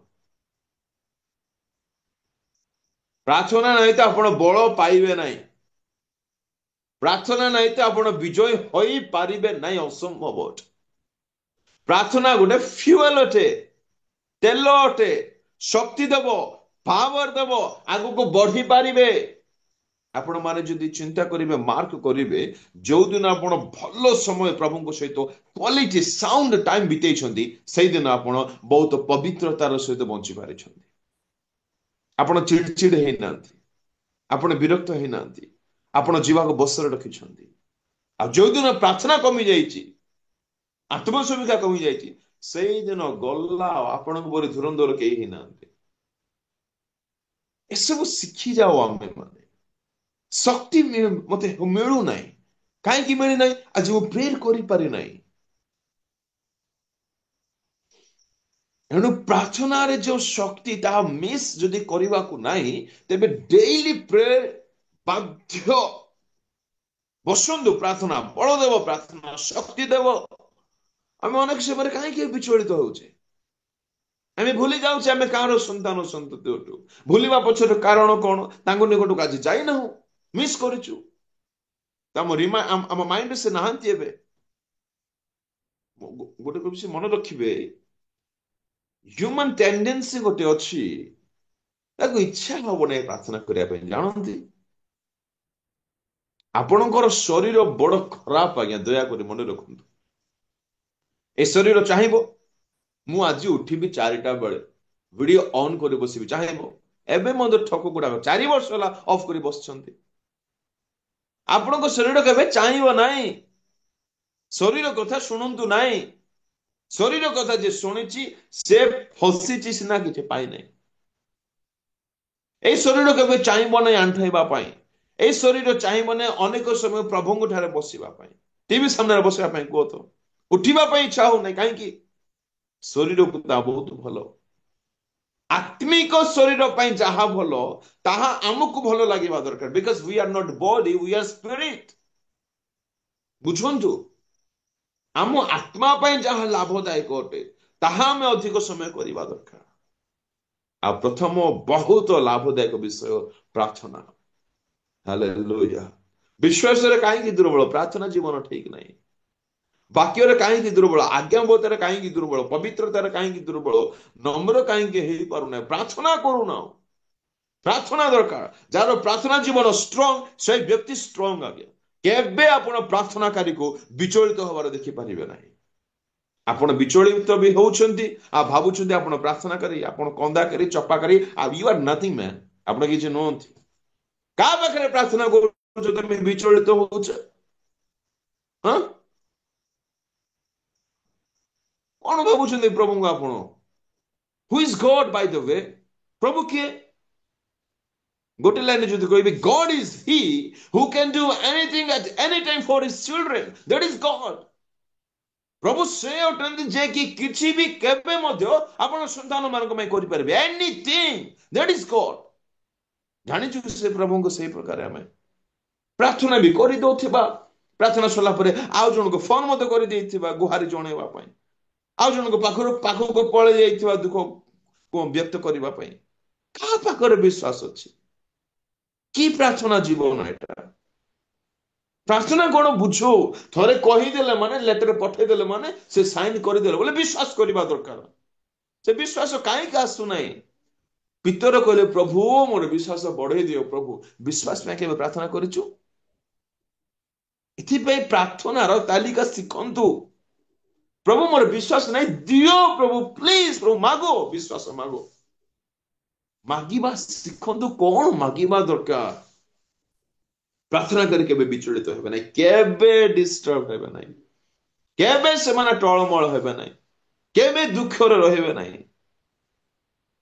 ୱାର୍ଡ ଗୁଡାକ ମାର୍କ କରନ୍ତୁ, କେବେ ସେମାନେ ଦୁଃଖରେ ରହିବେ ନାହିଁ। କନସର୍ନିଂ ମ୍ୟାଟେରିଆଲ ଥିଙ୍ଗସ୍। ଆତ୍ମିକ କଥାରେ ତ ଦୁଃଖ ହିଁ ଦୁଃଖ, ତାହା ମୁଁ କହୁନି। ସେଇ ଦୁଃଖ ନା ଆମ ଆମ ଆମ ଫିଜିକାଲ ବଡିକୁ କେବେ ହର୍ଟ କରିବ ନାହିଁ, ସେଟା ଅଲଗା ବିଷୟ। ଆପଣ ଏଇ ଫିଜିକାଲ ବଡି ପାଇଁ, ମେଟେରିଆଲ ନିଡ୍ ପାଇଁ, ଶାରୀରିକ ବିଷୟ ପାଇଁ ଆପଣ କେବେ ମଧ୍ୟ ଦୁଃଖୀ ହୋଇପାରିବେ ନାହିଁ ଯଦି ଆପଣ ପ୍ରକୃତ ପ୍ରାର୍ଥନା କରି ଅଟନ୍ତି। ଆପଣ ଜାଣିଛନ୍ତି ସେ ଆବଶ୍ୟକ ଯୋଗାଇବେ। ଆଉ ଯଦି ଆପଣ ଉଚ୍ଚସ୍ତର ଷ୍ଟାଣ୍ଡାର୍ଡକୁ ଚାଲିଯିବେ, ଆବଶ୍ୟକ ମିଳିଲେ ବି ଅସୁବିଧା ନାହିଁ, ନ ମିଳିଲେ ମଧ୍ୟ ଅସୁବିଧା। ହାଲେଲୁୟା। ସେ ସ୍ତରକୁ ଆମେ ନୂତନ ବର୍ଷରେ ଆସୁ। ନମ୍ବର 1 ଆତ୍ମସମୀକ୍ଷା, ନମ୍ବର 2 ପ୍ରେୟର କରୁ। ଯୀଶୁଙ୍କ ଜୀବନର ସୂତ୍ରକୁ, ସିକ୍ରେଟକୁ ଯଦି ଦେଖିବା, ପ୍ରେୟର। ରାତି ସାରା ପ୍ରାର୍ଥନା, ଦିନ ସାରା ସେବା। ଓହୋ, କଣ କରିଗଲେ ମାତ୍ର 3 ବର୍ଷ, 3.5 ବର୍ଷ। ଜଗତର, ବିଶ୍ୱର ପ୍ରଥମ ଧର୍ମ ଭାବରେ ଆମ ଧର୍ମ ଗଣିତ। କଣ ନ କରିଛନ୍ତି? ରାତି ସାରା ଆଣ୍ଠୁ, ଦିନ ସାରା ସେବା। ସେଇ ଯୀଶୁଙ୍କୁ ମୁଁ ଫଲୋ କରୁଛି ତ। ରାତି ସାରା ଗୁଡ ନାଇଟ୍, ଦିନ ସାରା କାମ। ଆଉ ନା ଆଜ୍ଞା ଜବରଦସ୍ତି କଲ୍ କରିବେ, ଆମର ଏତେ ଉତ୍ସାହ ତ, ସେ କଲ୍ କଲେ ଆମେ ଜଏନ୍ କରିବୁ। ନା ଆଜ୍ଞା କଣ ତମ ସ୍ୱର୍ଗ ଟାଣିକି ନେଇଯିବେ, କଲ୍ କରିବେ, ଯୀଶୁ ଆସିଲେ, ଯୀଶୁ ଆସିଲେ, ଆସ ଆସ ଯିବା। କଣ ଭାବୁଛନ୍ତି? କଲ୍ କଲେ ତମେ ଉଠିବ। ଆଉ ତମେ ରାଜା ରାଣୀ ତ, ସେ କଲ୍ ଉଠେଇବେ, ଆଜ୍ଞା ଟାଇମ ହେଲାଣି ଆଜ୍ଞା ଉଠନ୍ତୁ, ତମେ ଉଠିବ। ମୁଁ ଜାଣିନି ଏବେ ନା ଆଜ୍ଞା କଲ୍ କରୁଛନ୍ତି କି ନାଇଁ କି, କିନ୍ତୁ ପୁରୁଣା କଥା ମୋର ମନେ ଅଛି। ସମସ୍ତଙ୍କୁ ଉଠାନ୍ତି। गोटे केते आग्रह देखंतु लोके टिके आत्मिक होई जांतु लोके टिके वाक्य शुणी दियंतु लोके टिके प्रभु को चरण रे बसंतु आपण केबे हेबे से आपण केबे हेबे 2050 को पुर रहबे के जाने चेंज हो बदलू सब परिवर्तन हेलाणी मु केबे बदलिबे मन केबे परिवर्तन हो जीवन केबे परिवर्तन हो मो परिवार केबे बदलिबे मोर समय रो व्यवहार केबे बदलिबो कपड़ा बदलिले किछि हुए नाही समय बदली गलानी शीघ्र आसीबे मु बदलिनी कि मु चेंज हेलिनी कि स्वभाव चेंज हेलानी तो कथाभाषा चेंज हेलानी तो पाप करिबा बंद हेलानी तो सब विषय रेडी आमे करूचे जीवा पई केते रेडी हेलेनी चिंता करवा दरकार ए सब आत्मसमीक्षा प्रार्थना रे समय न बिताइले केबे हेबो नाही आज्ञा असंभव नंबर 1 आत्मसमीक्षा नंबर 2 प्रार्थना नंबर 3 बाइबल बहुत साधारण कथा नहीं एथे पढ़ुना आम डेली ओ बाइबल तो अच्छा केते पढ़ुछु बाइबल आम डेली नियमितता केते रक्षा करूछे बाइबल पढ़िबा सब करबा पे हम पाखरे टाइम अछि बाइबल पढ़िबा पे केते टाइम नउछे दिन को 3-4 बेला खाउछे ए शरीर पे खाऊंतु नहीं जमा को नहीं भलो रे खाऊंतु बढ़िया रे रुहंतु वेरी गुड ठीक अछि आत्मिक शरीर पे जहा नितांत प्रयोजनीय अटे ताहा में केते खाउछे नूतन नियम केते पढुछे हितबोध से केते पढुछे गीत संगीत केते पढुछे पुरातन नियम केते पढुछे मेडिटेट केते करूछे केते लोक माने हम पढि दोछि ध्यान केते करूछे पढिबा लोक धन्य नुहंती ध्यान करबा को पड़िबो अरे मु पढिली जे मो पई कोन कोहा जाईची गोटे दरिद्र खराब स्वभाव आज लोक मान ठार अछि कोन जानंती ध्यान करंती नाही माने भात खाई दियंती गिळी दियंती का आपण चबांती नाही अरे ठीक समझदारी हो भात को जेपरे खाइबा कथा हमें सेपरे तो खाउछे डाक्टर माने कहंती मुखरे ना ए भितरे ही ताहा पेस्ट हे जबा दरकार अधा जिरि जबा दरकार सेपरि आमे चबाइबा दरकार आ बाइबल को गोटे मिनिट रे गोटे चैप्टर सरीबा दरकार वाह वाह रे वाह घंटा घंटा पार हो जबा दरकार गोटे गोटे पद बा दुई दुई पद को नहीं कौन अच्छी सेठी काई सेमती कहा गला ता मते कौन संदेश दउची मोटे ता केथे देखा जाईची तार भितरिया विषय कौन मेडिटेट करबा पई समय बाहर करंतु डेली पढंतु आज्ञा बाइबल अच्छा गोटे कथा कहूची बहुत हेल्प करिवो सुनंतु अनेकंक मन आसीबो भाई मते किछि बुझा पडु नाही तो मु पढु नाही जानंती बाइबल काहारी को बुझा पडु नाही आज जाय मन रखंतु आपण को कथा नाही काहारी को बाइबल संपूर्ण बुझा पडु नाही पढिबो कि नाही सीधा मते जणा नाही आमे थोड़े ना भाई लेखिचु कोड बुझिबो आपण गोटे पोसा कुकुर आनिबे 4 लाख टंका दे ओके आनिला परे ताकू गोटे 2 मास पूरा टांगड़ी देबे 2 नो टांगड़ी लेग पीस देबे 2 मास देला परे गोटे बहुत बड़ ज्ञानी को डकेबे आ ताकू सिखाइबे कोन 1 रे 1 मिसले 2 2 इंटू 2 4 करे बापा कुकुर कहबो केबे भेजारे पसिबो अरे से परमेश्वर आमे प्रभु बाइबल आम मान को प्राइमरीली बुझ बोली दिया जाए ना मान पालन कर बोली दिया जाए पालन करबा पई पढु बुझिबा निश्चय जहां से बुझेबे तांको समय बुझेबे प्रेज द लॉर्ड जेति कि बुझुछु सेति कि मानुछु कि ଶାସ୍ତ୍ରୀ ହେଇକି ନ ରହୁ, ଶିଷ୍ୟ ହେଉ। ଶିଷ୍ୟ ଶିଷ୍ୟ ଶିଖୁ ପାଳନ କରୁ, ଶିଖୁ ପାଳନ କରୁ, ଶିଖୁ ଜ୍ଞାନ ଦେଖାଅ, ଶାସ୍ତ୍ରୀ ନ ହଉ। ନହେଲେ ସାପର ପିଲା ବୋଲି ଡାକିବେ ସେଦିନ, ବୁଝା ପଡିବ ସେତେବେଳକୁ। ବେଶୀ ଜ୍ଞାନୀ ଦେଖାଏ ନ ହେଉ, ପାଳନ କେତେ କରୁଛେ। ବାଇବଲ ପାଳନ କରିବା ପାଇଁ ଦିଆଯାଇଛି ପ୍ରାଇମେରୀଲି, ବୁଝା ପଡୁନାହିଁ, ବୁଝା ପଡିବ ବି ନାହିଁ। ପ୍ରଭୁଙ୍କ ଠାରେ ଆଣ୍ଠେଇବା ଦରକାର, ପ୍ରଭୁ ଶିଖାଅ ବୋଲି କହିବା ଦରକାର। ଯାହା ଶିଖିଲେ ଶିଖିଲେ ପାଳନ କରନ୍ତୁ। ମୁଁ ଏଇଟା ଜମା କହୁନାହିଁ କି ସବୁ ବୁଝିପାରିବେ ନାହିଁ, ନା ନା ନା ନା ନା ନା ନା ନା ନା, ବୁଝିବା ପାଇଁ ଟ୍ରାଏ କରନ୍ତୁ। ମୁଁ କଣ କେଉଁ ଭାବଟା ରଖୁଛି, ଗୋଟେ ଚାପ୍ଟର ପଢିଲେ ବୁଝା ପଡିଲା ନା, ମାନେ ବାଇବଲ ପଢୁନାହାନ୍ତି, ମୁଁ ତାହା କହୁଛି। ପ୍ରଭୁ ଶିଖାଇବେ ଧୀରେ ଧୀରେ। ଡେଇଲି ବାଇବଲ ନିହାତି ପଢନ୍ତୁ, ପଢନ୍ତୁ ପଢନ୍ତୁ ପଢନ୍ତୁ ପଢନ୍ତୁ ପଢନ୍ତୁ, ପଢୁଥାନ୍ତୁ। ସମୟ ବାହାର କରନ୍ତୁ ପଢିବା ପାଇଁ, ଟାଇମ ବାହାର କରନ୍ତୁ, ଟାଇମ ନଷ୍ଟ କରନ୍ତୁ ନାହିଁ। ଅଫିସରେ, ରିସେସରେ, ଖାଲି ଟାଇମରେ, ଇଭିନିଂରେ, ରାତିରେ ଶୋଇବା ପୂର୍ବରୁ, ମର୍ଣ୍ଣିଂରେ ଉଠୁ ଉଠୁ ବାକ୍ୟ ଆମଠାରେ ଚେର ମାଡି ଯାଉ, ଆମ ମାଇଣ୍ଡ ବାକ୍ୟରେ ଫିଲ୍ ହେଇକି ରହୁ, ପୂର୍ଣ୍ଣ ହେଇକି ରହିବା ଦରକାର ଆମ ମାଇଣ୍ଡ ବାଇବଲରେ। ତେବେ ବାଇବଲ ଆମମାନଙ୍କୁ ଗାଇଡ କରିବ, ବାଇବଲ ଆମମାନଙ୍କୁ ଲିଡ୍ କରିବ। ସେ କେବେ ମଧ୍ୟ ରାଇଟ ଖରାପ ଟ୍ରାକରେ ଆମକୁ କେବେ ନେବ ନାହିଁ। ସେ କହିଦେବ ଆଜ୍ଞା, ବିକଜ ବାଇବଲ ଇଜ ଲାଇଟ। ପଥ ଦେଖାଇବ ସେ, ଦିସ୍ ଇଜ ଦ ୱେ, ଗୋ, ଏହା ପଥ ଅଟେ, ଏଇ ପଥରେ ଯାଅ। ନ ପଢିଲେ କୁଆଡୁ ଜାଣିବା ପଥ ଆମେ? ଗୁଗଲ ମ୍ୟାପ ଅଛି, ଏଇ ଦୁନିଆ ପାଇଁ, ସେଇ ଦୁନିଆ ପାଇଁ। ଏଇଟା ହଉଛି ମ୍ୟାପ, ଏଇ ପଥରେ ଯାଅ, ଏମିତି କଥାବାର୍ତ୍ତା କର, ଏହାକୁ ଦେଖ, ତାହାକୁ ଅନାଅ ନାହିଁ। ଅନେକ ଲୋକମାନେ ସଂଘର୍ଷ କରୁଛନ୍ତି ପାପ ସହିତ। ମୁଁ ତୁମ୍ଭ ବାକ୍ୟ ଆଲମାରିରେ ରଖିଛି, ଏଥିପାଇଁ ମୁଁ ପାପ କରିବି ନାହିଁ। ଏମିତି ଲେଖା ହେଇଛି କି? ନା ଟେବୁଲ ଉପରେ ରଖିଛି ତ ମୁଁ ପାପ କରିବି ନାହିଁ। ମୁଁ ତୁମ ବାକ୍ୟ ମୋବାଇଲରେ ରଖିଦେଇଛି, ଏଥିପାଇଁ ପାପ କରିବି ନାହିଁ। ବାକ୍ୟ ରଖିବା ଏଇଠି କେମିତି ରହିବ? ଏବେ ପେଟ ଅପରେସନ କଲେ ଭାତ, ଡାଲି, ତରକାରୀ, ମାଉଁସ, ହାଡ ସବୁ ଥିବ। କେମିତି ଥିଲା ସେଠି? ଗିଳିଲ, ଖାଇଲ, ତେବେ ନା ଅଛି ଭିତରେ। ବାକ୍ୟକୁ ବି ଗିଳ, ଖାଅ, ଚାରି ଚାରି ବେଳା ଖାଅ, ତେବେ ଭିତରେ ରହିବ।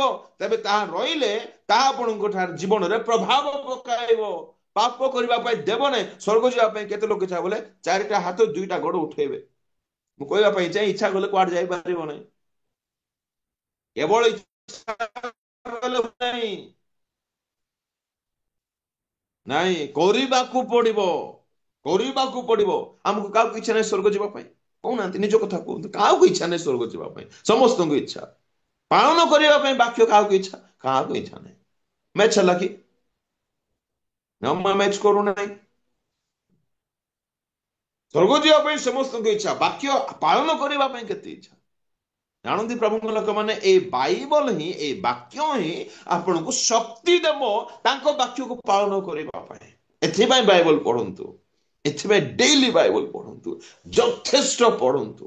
ବାନ୍ତି କଲା ପରେ ଖାଉଛି ବୋଲି, ଖାଇଲେ ବୋଲି କୁହନ୍ତି ନା ଲୋକମାନେ।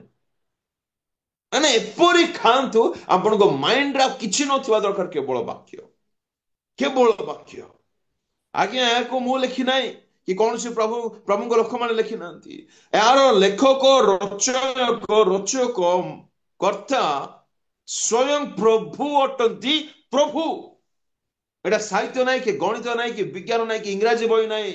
ଏହା କଥା କୁହେ, ପାପୀକୁ ସାଧୁ ମନାଏ, ଅଧାର୍ମିକକୁ ଧାର୍ମିକ କରେ, ନିର୍ବୋଧକୁ ବୋଧ ଦିଏ, ଆନନ୍ଦ ଦିଏ, ଦୁଃଖ ଦୂର ହୁଏ, ଅଶାନ୍ତି ଦୂର ହୁଏ, ସାନ୍ତ୍ୱନା ମିଳେ, ମନ୍ତ୍ରଣା ମିଳେ, ଜ୍ଞାନ ମିଳେ, ସବୁ ମିଳେ। ଗୋଟେ ମନୁଷ୍ୟ ଜୀବନରେ ଯେତେ କ୍ୱେଶ୍ଚିନ୍ ଅଛି ଲାଇଫ ରିଲେଟେଡ, ଆର ଆନ୍ସର ସେଠି ଅଛି। ହାଲେଲୁୟା। ୟାକୁ ଏପରି ଆଲିଙ୍ଗନ କରନ୍ତୁ, ଏପରି ଜାବୁଡି ରଖନ୍ତୁ, ଏହା ଭିତରେ ପଶି ଯାଉ। ବାଇବଲ ଆପଣଙ୍କୁ କୁଆଡେ ନେଇଯିବ ଆଜ୍ଞା, ୟାର ଭ୍ୟାଲ୍ୟୁକୁ ଯଦି ବୁଝିବା। ଗୋଟେ ପିଲା ଏମିତି ମେ କରି କରି ବୁଲୁଥିଲା, ରାଜଗାଦିରେ ଯାଇକି ବସିଲା। ଅଯୋଗ୍ୟତା ସତ୍ତ୍ୱେ ସେ ଜାଣିଥିଲା ଆର ଭ୍ୟାଲ୍ୟୁ କଣ, ଜାଣିଥିଲା ଆର ଭ୍ୟାଲ୍ୟୁ କଣ। ହଜାର ହଜାର ସୁନା ରୂପା ଠାରୁ ୟାର ମୂଲ୍ୟ କଣ ମୁଁ ଜାଣିଛି।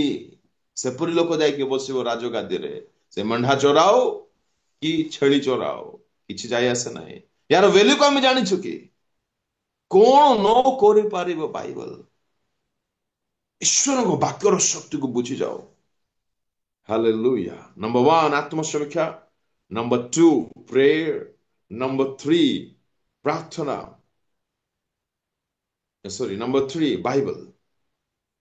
ଡେଲି ଯଥେଷ୍ଟ ପଢୁ, ଯଥେଷ୍ଟ ପଢୁ। ବାଇବଲକୁ ସଞ୍ଚୟ କରି ରଖୁ। ପଇସା କରୁ କି ନ କରୁ କିଛି କଥା ନାହିଁ ଆଜ୍ଞା, ଡୋଣ୍ଟ ୱରି। ନାଇଁ, ସଞ୍ଚୟ ପଇସା ସଞ୍ଚୟ କର ବୋଲି କୋଉଠି ଲେଖା ହେଇଯାଇଥିଲେ ମୁଁ ମଧ୍ୟ କାମ ଫାମ ସବୁ ଛାଡି ଦେଇକରି ଯାଇ କଣ ହେଲେ କରିଦେଇଥାନ୍ତି। କିନ୍ତୁ ବାଇବଲ କହିছে ପଇସା ସଞ୍ଚୟ କର ବୋଲି। ହଁ, ପୁଅ ଝିଅ ମାନଙ୍କ ପାଇଁ କର ଲେଖା ଅଛି, କିନ୍ତୁ ତା ଠାରୁ ବଢିକରି ଏଇଟା ଏଇଟା ଦରକାର। ଏଇଟା ଆହାର ଅପେକ୍ଷା ଅଧିକ। ହାଲେଲୁୟା। ଜିରମିୟ କହନ୍ତି ଏହା ମୋର ଖାଦ୍ୟ ଥିଲା, ଆକୁ ଖାଉଥିଲେ ଜିରମିୟ। ଦାଉଦ କହନ୍ତି ଆକୁ ମୁଁ ରଖିଛି। ପାଉଲ କହନ୍ତି ପ୍ରଚୁର ମାତ୍ରାରେ ବାସ କରୁ। କେମିତି ବାସ କରୁ? ଏମାନେ ସବୁ ଜାଣିଥିଲେ ବାଇବଲର ମହତ୍ଵ କଣ, ଆମେ ମଧ୍ୟ ଜାଣିଯାଉ। ହାଲେଲୁୟା। ଅଳ୍ପ ସମୟ ଅଛି, ମୁଁ ନାଟା କହିକି କେବଳ ସାରୁଛି। ପ୍ରଭୁ କେବେ ସୁଯୋଗ ଦେଲେ ମୁଁ ନିଶ୍ଚୟ ସବୁତକ ବର୍ଣ୍ଣନା କରିବି। କେବଳ ନାଁରେ କହିକି ସାରିବି। ନମ୍ବର 4 ଡେଲି ସ୍ତୁତି କରିବେ। ଡେଲି। ଆଉ କୋଉ ପଦପ୍ରଭୁ ଦେଖି ହେବନି ପରି ଲାଗୁଛି। 145:2 ଡେଲି ସ୍ତୁତି କରିବେ। ସ୍ତୁତି ମାନେ ଧନ୍ୟବାଦ, ପ୍ରଶଂସା। ଜମା ବ୍ୟସ୍ତ ହୁଅନ୍ତୁ ନାହିଁ। ପ୍ରଭୁ ସୁଯୋଗ ଦେଲେ ମୁଁ ନିଶ୍ଚୟ କହିବି, 10ଟି ପଏଣ୍ଟ ବର୍ଣ୍ଣନା କରିବି। ଆଜି କେବଳ ନାଁରେ କହିକି ମୁଁ ସାରୁଛି। ଆରେ ବାପରେ, ସବୁ ପଳେଇବେ ଆଜ୍ଞା ସାତୁରା ଯାଇ କହିଲେ। ହାଲେଲୁୟା। ନେଇ ହବ ନା ଆଜ୍ଞା? ହଁ ସାର୍, ନିଅନ୍ତୁ ଓକେ, ସାର୍, ଠିକ। କମ୍ପ୍ଲିଟ କରନ୍ତୁ। ନିଶ୍ଚୟ ନିଶ୍ଚୟ ସାରିବୁ। ଚାଲନ୍ତୁ 145:2 ପଢିବା। ପ୍ରତିଦିନ 145 ମୁଁ ତୁମକୁ ଧନ୍ୟବାଦ କରିବି, ପୁଣି ସଦା ହୁଁ। ସର୍ବଦା ମୁଁ ତୁମ୍ଭ ନାମର ପ୍ରଶଂସା କରିବି। ଆମେନ୍। ପ୍ରତିଦିନ ମୁଁ ତୁମର ଧନ୍ୟବାଦ କରିବି। ନୂତନ ବର୍ଷରେ ମୁଁ ଆରମ୍ଭ ଏଥିପାଇଁ କଲି, ଧନ୍ୟବାଦ ଦେବାର ବର୍ଷ ହେଉ। ଓହୋ, ପ୍ରଭୁଙ୍କୁ ଏତେ ଧନ୍ୟବାଦ ଦଉ। ସେ କହୁଛନ୍ତି ଏକ ପଦଟି ପଢିଦିଅ। ଆମେ ଏକ ପଦ ଦ୍ୱିତୀୟ ଲାଇନଟା ପଢନ୍ତୁ। ହେ ରାଜନ ମୋହର ପରମେଶ୍ୱର, ମୁଁ ତୁମ୍ଭର ପ୍ରତିଷ୍ଠା କରିବି, ମୁଁ ସଦା ସର୍ବଦା ତୁମ୍ଭ ନାମର ଧନ୍ୟବାଦ କରିବି। ଆମେନ୍। ପ୍ରତିଦିନ ତ ଧନ୍ୟବାଦ ଦେବି ହିଁ ଦେବି। ପ୍ରଥମ ପଦରେ ସେ କହୁଛନ୍ତି ସଦା ସର୍ବଦା, all the time, every single moment ଧନ୍ୟବାଦର ଆଟିଟ୍ୟୁଡ୍ସରେ ମୁଁ ବଞ୍ଚିବି। ଇନଫ୍ୟାକ୍ଟ ଧନ୍ୟବାଦ କରିକି ମୁଁ ବଞ୍ଚିବି। କାହିଁକି ଧନ୍ୟବାଦ ଦେବେ? ସଦା ପ୍ରଭୁ ମଙ୍ଗଳମୟ। 118:1 ଲେଖା ଅଛି। ଆଉ ଗୁଡାଏ ପଦ ପର୍ବରେ ଲେଖା ଅଛି। ସଦା ପ୍ରଭୁ ମଙ୍ଗଳମୟ, ଏଥିପାଇଁ ମୁଁ ଧନ୍ୟବାଦ ଦେବି। ଆଚ୍ଛା, ଆପଣ ମାନେ କହିବେ ଆଜ୍ଞା କି ମଙ୍ଗଳମୟ? ଆଜ୍ଞା ମୋର ଦେହ ଖରାପ, ପଇସା ନାହିଁ, ଚାକିରି ନାହିଁ, ଘର ନାହିଁ। ଆଚ୍ଛା, ଆପଣଙ୍କର ଦେହ ଭଲ ନାହିଁ ତ ସିଏ ଅମଙ୍ଗଳମୟ କି? ଆପଣଙ୍କ ପାଖରେ ଟଙ୍କା ନାହିଁ ତ ସେ ଅମଙ୍ଗଳମୟ? ଓହୋ, ହେଲେ ପାଉଲଙ୍କର ଦେହ ଖରାପ ହେଇଗଲା ଯେ ସେ ଅମଙ୍ଗଳମୟ ହେଇଗଲେ କି? ପ୍ରଭୁଙ୍କୁ ଜାଣୁ, ଯେ ପ୍ରଭୁଙ୍କୁ ଜାଣିଯିବ କି ପ୍ରଭୁ କେବେ ଅମଙ୍ଗଳ କରିପାରିବେ ନାହିଁ, ସେ ବ୍ୟକ୍ତିର ମୁଖରେ ନିରନ୍ତର ଧନ୍ୟବାଦ। 34 ଗୀତ ସଂହିତା 1 ପଢନ୍ତୁ।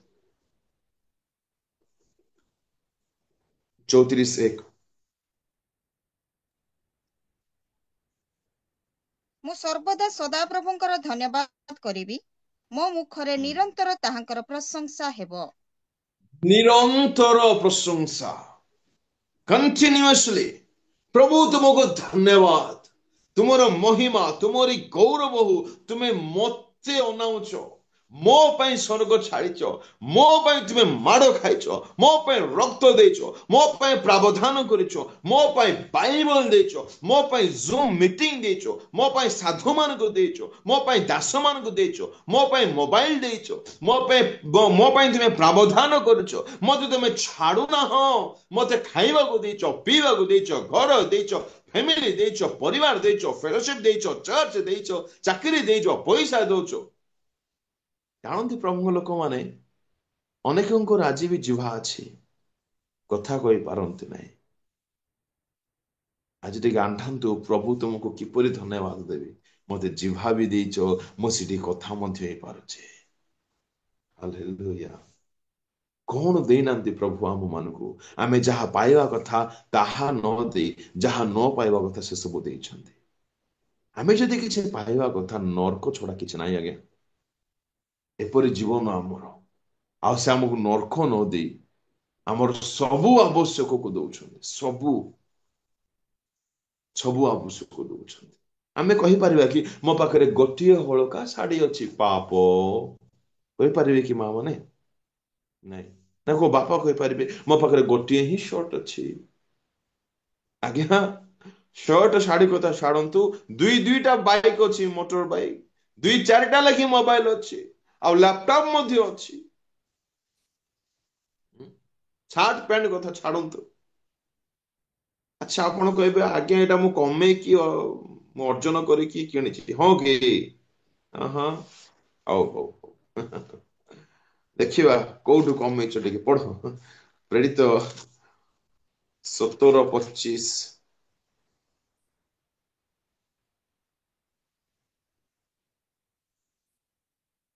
କିଏ ବା ତାହାଙ୍କର କୌଣସି ଅଭାବ ଥିବାରୁ ମନୁଷ୍ୟ ହସ୍ତ ଦ୍ୱାରା ସେବିତ ହୁଅନ୍ତି ନାହିଁ, ଯେଣୁ ସେ ସ୍ୱୟଂ ସମସ୍ତଙ୍କୁ ଜୀବନ, ନିଶ୍ୱାସ ଓ ସମସ୍ତ ପଦାର୍ଥ ଦାନ କରନ୍ତି। ସମସ୍ତ ପଦାର୍ଥ କିଏ ଦିଅନ୍ତି?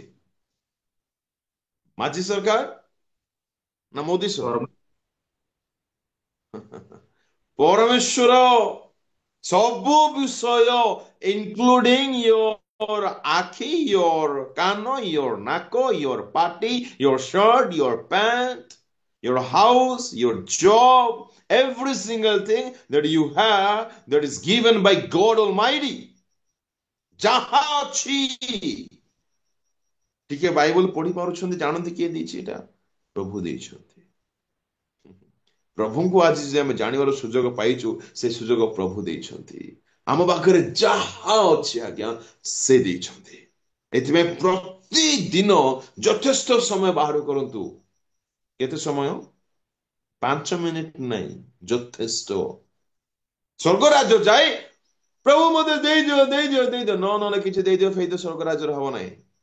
ସ୍ୱର୍ଗ ରାଜ୍ୟରେ କେବଳ ସ୍ତୁତି, ଧନ୍ୟବାଦ, ମହାମହିମଙ୍କର ଗୌରବ ହଉଥିବ। ଓ ଦିବାରାତ୍ର ଆମେ ପ୍ରଶଂସା ଉପାସନା କରିବା, ଦିବାରାତ୍ର 24 ଘଣ୍ଟା ଉପାସନା କରିବା, ପ୍ରଭୁଙ୍କର ଆରାଧନା କରିବା। କାହିଁକି ଏଇଠୁ କରିବା ନାହିଁ? ଅର୍ଥାତ୍ ସ୍ୱର୍ଗ ରାଜ୍ୟ ଯଦି ପ୍ରଶଂସାର, ଗୌରବର, ଆରାଧନାର ସମୟ ବିତାଇବାର ରାଜ୍ୟ ଅଟେ, ତେବେ ସ୍ୱର୍ଗ ରାଜ୍ୟର ଅନୁଭବ ମୋ ଜୀବନରେ ଏବେ କାହିଁକି ନ ହବ? ମୋ ପରିବାରରେ ଏବେଠାରୁ କାହିଁକି ନ ହବ? ଏଥିପାଇଁ ଆପଣ ଧାର୍ମିକ ମାନଙ୍କୁ ଦେଖିଥିବେ, ମହାନ ପ୍ରଭୁଙ୍କ ଦାସ ମାନଙ୍କୁ ପାଟି ଫିଟିଲେ ପ୍ରେଜ୍ ଲର୍ଡ, ହାଲେଲୁୟା, ଗାଧେଇଲା ବେଳକୁ ପ୍ରେଜ୍ ଲର୍ଡ, ହାଲେଲୁୟା, ଖାଇଲା ବେଳକୁ ପ୍ରେଜ୍ ଲର୍ଡ, ହାଲେଲୁୟା। କେତେ ଲୋକ ମାନେ ମତେ ବୁଝା ପଡୁନାହିଁ, କେତେ ଲୋକ ମାନେ ୟାକୁ ବୁଝି ପାରିନାହାନ୍ତି, ରଙ୍ଗଲି ନେଇଯାଆନ୍ତି। ଆରେ ଏ ଲୋକ କଣ ହାଲେଲୁୟାରେ କିଛି ମୂଲ୍ୟ ରଖୁନାହିଁ? କି କଥା ଆଜ୍ଞା, କେମିତି ମୂଲ୍ୟ ରଖୁନୁ? ଆମେ ନିରନ୍ତର ପ୍ରଶଂସା କର ବୋଲି ଲେଖା ହେଇଛି ନା ନାହିଁ? ଲେଖା ହେଇଛି ନା ନାହିଁ? ତ କେମିତି କରିବି ନିରନ୍ତର ପ୍ରଶଂସା? କେବଳ ଚର୍ଚ୍ଚରେ ହେଲେ ନିରନ୍ତର ପ୍ରଶଂସା ବୋଲି କୁହାଯାଇ ପାରିବ କି? समझो आ गए बढ़ के बोलने के लिए। अरे बुझ, निरंतर प्रशंसा हेबा दरकार, जीवन अविरत हेबा दरकार, कंटिन्यूअसली प्रेज हेबा दरकार। किपरि हेबो? एबे मन करू गोटे मां सकाळ उठिबो, राति जाय ताको काम टाइम नाही, कुआडू बाहर करिबो से बसिबा पई। देखो मु हेल्प करू नाही, एमति रे त आमे ठको प्रार्थना करिबा पई। ना ना ना ना, ताहा डोंट गेट मी रॉन्ग, भूल रे नियंतु नहीं। एग्जाम्पल दौर, गोटे माँ बहुत व्यस्त रुए परिवार काम, घर काम, तो से माँ परिवा काटु काटु गीत गाउथिबो प्रभुंकर धन्यवाद करथिबो माजिला बेलको प्रभुंकर धन्यवाद करथिबो एबे आपन को एबे से भूल करूची की करथ कोन भूल करूची कपड़ा सफा करू करू से प्रभु को धन्यवाद करूची मो करे सेमती गाधुई करे वॉशरूम रे करे ब्रश करू करू करे जर्नी रे करे क्वाड में घंटा घंटा टाइम पाई वांटेबा पई जा पाकर अछि मु ता कथा कोन जा पाकर ने दा कथा कहूची अरे आत्मिक जीवन ख्रिस्टियन जीवन सृष्टिकर्ता को धन्यवाद करूथिबार जीवन अटे तो जत्ते बेले होची करूथांतु इनफैक्ट कंटिन्यूअसली कोन लेखा अछि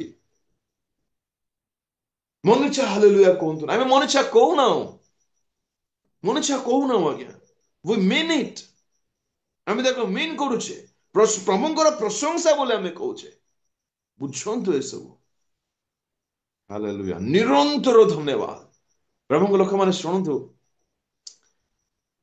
बहुत आपण मागिले प्रभु को जहाँ भी नीड आपण बहुत मागिले पाइले नहीं जानते गोटे अच्छे उपाय सुंदर गोटे वे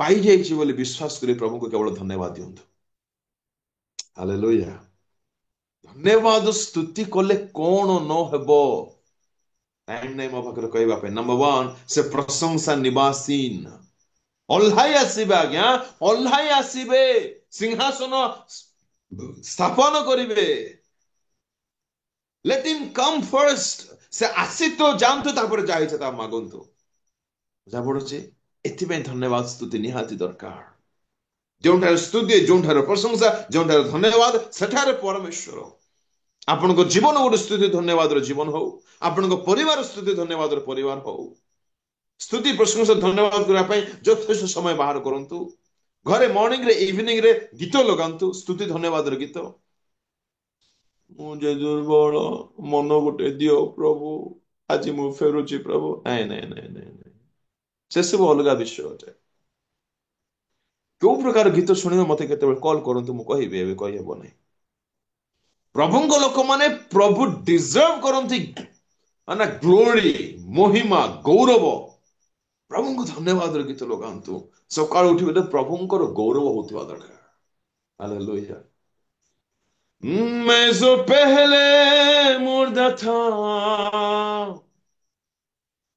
तूने डाले मुझ में जान हालेलुया क्यों ना बोलूं मैं फिर तेरी जयकार एमती गीत जाक होथिबा दरकार हालेलुया मते बहुत भल लागे आम साहिरा में धन्य लिमा आज्ञा को पाइकी उपासना पुराना गीत गुड़ाक से बोलते मो छोटू बढ़ी आम गुणपुर साहिर कथा कहूँ बहुत सुंदर लगे प्रभु लोक मैंने सब जाना दरकार स्तुति प्रशंसा भक्तिर गीत होथिबा दरकार कुछ भी मत गाने का किसी मत गाई हमरे डेई पड़िबे सेमती नाही तापे अलगा टाइम अछि ना प्राइमरीली आपण गोटे वर्शिपर होंतु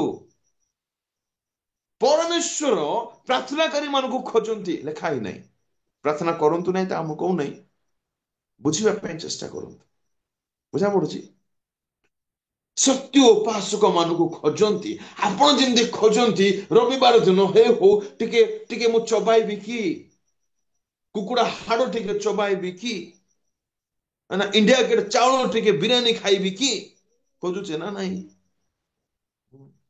25 तारिख हो नुआ ड्रेस टिके पिंधिबी की खोजुछंती ना नहीं प्रभु मते गोटे विषय खोजुछंती अरे किए टिके धन्यवाद दोछि की काई कोड टिके आवाज आसला कि हो से नाग बाबू खलिची ओ सिटी सकाळ 4 उठुछंती सिटी प्रशंसा होची सिटी धन्यवाद प्रभु केते खुशी होते व्यक्तिगत जीवन रे भी ताहा हेउ पर्सनल लाइफ रे ताहा हो परिवार को जीवन रे ताहा हो आपन को गृह कुहा जाओ स्तुति रो गृह बोले हालेलुया स्तुति कले से आसीबे प्रभु लोक माने से दिन दानिएल कथा मते किछि बुझा पडु नाही ए दानिएल महाशय किपरि महाशय थिले जानि थिले आगे आगने समस्या अछि मते सिंह गाते पकाई देबे बोले जानि छंती डरा नाही डरे नाही भय नाही फय नाही किछि नाही तमर गात को तमर सिंह को तमर राजा को तमर मारा समस्त को देखि जा तमे छाड़ जाओ no fear at all what ए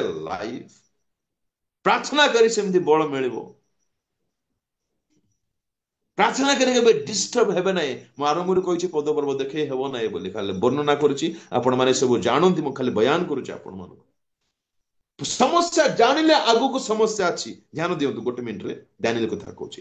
ଆଗରେ ସମସ୍ୟା ଅଛି, ସେ ଜାଣିଲେ ନା ପରେ ଜାଣିଲେ? ଆଜ୍ଞା ଆଗରୁ ଜାଣିଲେ, ସ୍ୱାକ୍ଷର ହେଇଯାଇଛି, ଜାଣିଲେ, ଜାଣିଲା ପରେ ମଧ୍ୟ ଯାଇଛନ୍ତି ପ୍ରାର୍ଥନା କରିବା ପାଇଁ। ଦେଖନ୍ତୁ କଣ ଜୀବନ! ଆମେ ଯଦି ଜାଣିବା ଆରେ ବାପରେ ଏତେ ସଜାଗ ଲୋକ ମୋ ବିରୁଦ୍ଧରେ ଗଲା, ସ୍ୱାହା ପଟ ହେଇ ମରିଯିବା। ପୁଣି ଆମର ବିଶ୍ୱାସ ସେମିତି ଆଉ। ନୂଆ ବର୍ଷ ପ୍ରଭୁ ଦେଇଛନ୍ତି, ଏପରି ହେଇଯାଉ ଆଜ୍ଞା। ପ୍ରଭୁ ଦେଖିଲେ ୱାହ, ପୁରାତନ ନିୟମରେ ମୁଁ ଆୟୁବକୁ ଦେଖିଥିଲି, ଏଇ ଯୁଗରେ ମୁଁ ୟାକୁ ଦେଖୁଛି, ପ୍ରଭୁଙ୍କୁ ଲାଗୁ ତାହା। ହାଲେଲୁୟା। ଡାନିଏଲ ଦେଖି ଡିଷ୍ଟର୍ବ ହେଲେ ନାହିଁ। ଡାନିଏଲ ପ୍ରାର୍ଥନା କଲେ, ଆଉ ପ୍ରାର୍ଥନା କଲା ପରେ ଲେଖା ଅଛି ସେ ନୀରବ ରହିଲେ ନାହିଁ, ଧନ୍ୟବାଦ ମଧ୍ୟ କରିଛନ୍ତି। ପ୍ରେଜ୍ ଦ ଲର୍ଡ। ପ୍ରାର୍ଥନା କେବଳ ଯଥେଷ୍ଟ ନୁହେଁ, ବୁଝନ୍ତୁ। ପ୍ରାର୍ଥନା କରନ୍ତୁ, ଧନ୍ୟବାଦ ଦିଅନ୍ତୁ, ପ୍ରାର୍ଥନା କରନ୍ତୁ, ଧନ୍ୟବାଦ ଦିଅନ୍ତୁ, ପ୍ରାର୍ଥନା କରନ୍ତୁ, ଧନ୍ୟବାଦ ଦିଅନ୍ତୁ। ଏକ୍ଜାକ୍ଟଲି ତାହା ହିଁ ପାଉଲ ଶିଲା ମଧ୍ୟ କଲେ। ତାହା ହିଁ ସେମାନେ ପ୍ରାର୍ଥନା କଲେ ଆଉ ସ୍ତୁତିବାଦ କଲେ, କାରଣ ତାହାଙ୍କର ଦୟା ଅନନ୍ତ କାଳ ସ୍ଥାୟୀ। ଏପରି ଦିଅନ୍ତୁ ଆଜ୍ଞା। ପାଟି ଅନେକ ସମୟରେ ପାଟି ବ୍ୟଥା ହୁଏ, ମନେ ଅଛି? ଅନୁଭୂତି ଅଛି? ନିଶ୍ଚୟ ଥିବ, ନିଶ୍ଚୟ ଥିବ। ପାଟି ବ୍ୟଥା ହେବା ଯାଏ, ଗଳା ଶୁଖିବା ଯାଏ ଗାଉଥାନ୍ତୁ ଗୀତ। ଧନ୍ୟବାଦ। ତ ପ୍ରଭୁଙ୍କ ଲୋକମାନେ ଚିନ୍ତା କରିବା ଦରକାର। ଯଥେଷ୍ଟ ପ୍ରହାର ହେଇଛନ୍ତି, ପ୍ରହାରିତ କରାଯାଇଛି ସେମାନଙ୍କୁ, ଯଥେଷ୍ଟ ବାଡେଇଛନ୍ତି, ପିଟିଛନ୍ତି। ଆମେ ହେଲେ ମାଲୋ ବୋଉଲୋ ବାପାଲୋ ମାରି ପକେଇଲେ। ପ୍ରଭୁ ମତେ କି ଭୁଲ କରିଛି? କି ଭୁଲ କରିଛ? ତମେ ସେବା କରୁଛ, ସେବା କରିବ ମାଡ ଖାଇବ। ଭୁଲ କରିଛ, ସେବା କରିବ ମାଡ ଖାଇବ। That is prize man. ବୁଝନ୍ତୁ, ସେବା ମାନେ ତାକୁ ହେବାର ଅଛି ଦରମା। ଦରମା ଅଛି ମାଡ, ବିଧା, ଗାଳି, ଅପମାନ, ବଦନାମ। କୋଉଠି ଅଛୁ ପ୍ରଭୁ? ସାହାଯ୍ୟ କରନ୍ତୁ ବୁଝିବା ପାଇଁ ଜୀବନ କଣ। ତ ଯଥେଷ୍ଟ ପ୍ରହାରିତ ହେଲା ପରେ ଏମାନେ ପ୍ରେଜ ଦ ଲର୍ଡ ରାତି ଅଧରୁ ଉଠି ପଡିଛନ୍ତି। ଦେଖ ପ୍ରାର୍ଥନା କରିବା ପାଇଁ କି ଲୋକ ଆଜ୍ଞା। ଆମେ ବୋଉଲୋ ମା ହାଡ ଭାଙ୍ଗି ଗଲା, ଲୋକ ମେଡିକାଲ ଯିବେ, ଆମ୍ବୁଲାନ୍ସ ଡକା, କିଛି ଆମ୍ବୁଲାନ୍ସ ନାହିଁ। ଜେଲ ଖାନାରେ, हे प्रभु राति अधारे की कथा। मुझको तो समझ में आ ही नहीं रहा है भाई कुछ भी। 12टा राति रे माड़ो खाइछ, क्षत विक्षत होइछ, प्रार्थना करबा ପାଇଁ उठी पड़िछ। ଆଉ କେବଳ ପ୍ରାର୍ଥନା ନାହିଁ, ସେଇଟା ବଡ ମଜାଦାର ବିଷୟ। ସ୍ତୁତି ଧନ୍ୟବାଦ ହେଇଛି ସେଠାରେ। ପ୍ରେରିତ 16 କଥା ଆପଣ ମାନେ ସମସ୍ତେ ଜାଣନ୍ତି। ମୁଁ ଆରମ୍ଭରୁ କହୁଛି, ଟାଇମ ନାହିଁ ବୋଲି ଦେଖାଉ ନାହିଁ, ମୁଁ ଟାଇମ ନାହିଁ ମୋ ପାଖରେ ରିଏଲି। ପ୍ରାର୍ଥନା କଲେ, ସ୍ତୁତି କଲେ, ଆଉ ଯେତେବେଳେ ପ୍ରାର୍ଥନା ସହିତ ସ୍ତୁତି ମିଶି ଯାଉଛି, ଯେତେବେଳେ କଣ ସେଟା ବାସୁମତୀ ଚାଉଳ ସହିତ ମାଉସ ଖାସି ମିଶି ଯାଉଛି, ବୋଲ କି ସ୍ୱାଦ। ପ୍ରାର୍ଥନା ସହିତ ଯଦି ଧନ୍ୟବାଦ ମିଶିଯିବ, ସବୁ ବନ୍ଧନ ଫିଟିଯିବ। ଭୂମିକମ୍ପ ଏପରି ହେବ ଆଜ୍ଞା, ସେ ଭୂମିକମ୍ପରେ ଜଣେ ମରି ମଧ୍ୟ ନାହାନ୍ତି, ବରଂ ସମସ୍ତେ ମୁକ୍ତି ପାଇଗଲେ। ଦେଖ, that is the power of praising God, thanking God, glorifying God. ଏଥିପାଇଁ ଧନ୍ୟବାଦର ଜୀବନ ଆପଣାନ୍ତୁ। ଆଜି କାହାର ଜୀବନରେ ବନ୍ଧନ ନାହିଁ, କାହା ଜୀବନରେ ବନ୍ଧନ ନାହିଁ। ଦୁଃଖର ବନ୍ଧନ, ସମସ୍ୟାର ବନ୍ଧନ, ଅଶାନ୍ତି ଏକ ବନ୍ଧନ, ଅଭିଶାପ ଏକ ବନ୍ଧନ, ପାପ ଏକ ବନ୍ଧନ, ପାରିବାରିକ ଜୀବନ ଭଲରେ ଚାଲି ନାହିଁ, ତାହା ବି ଗୋଟେ ବନ୍ଧନ।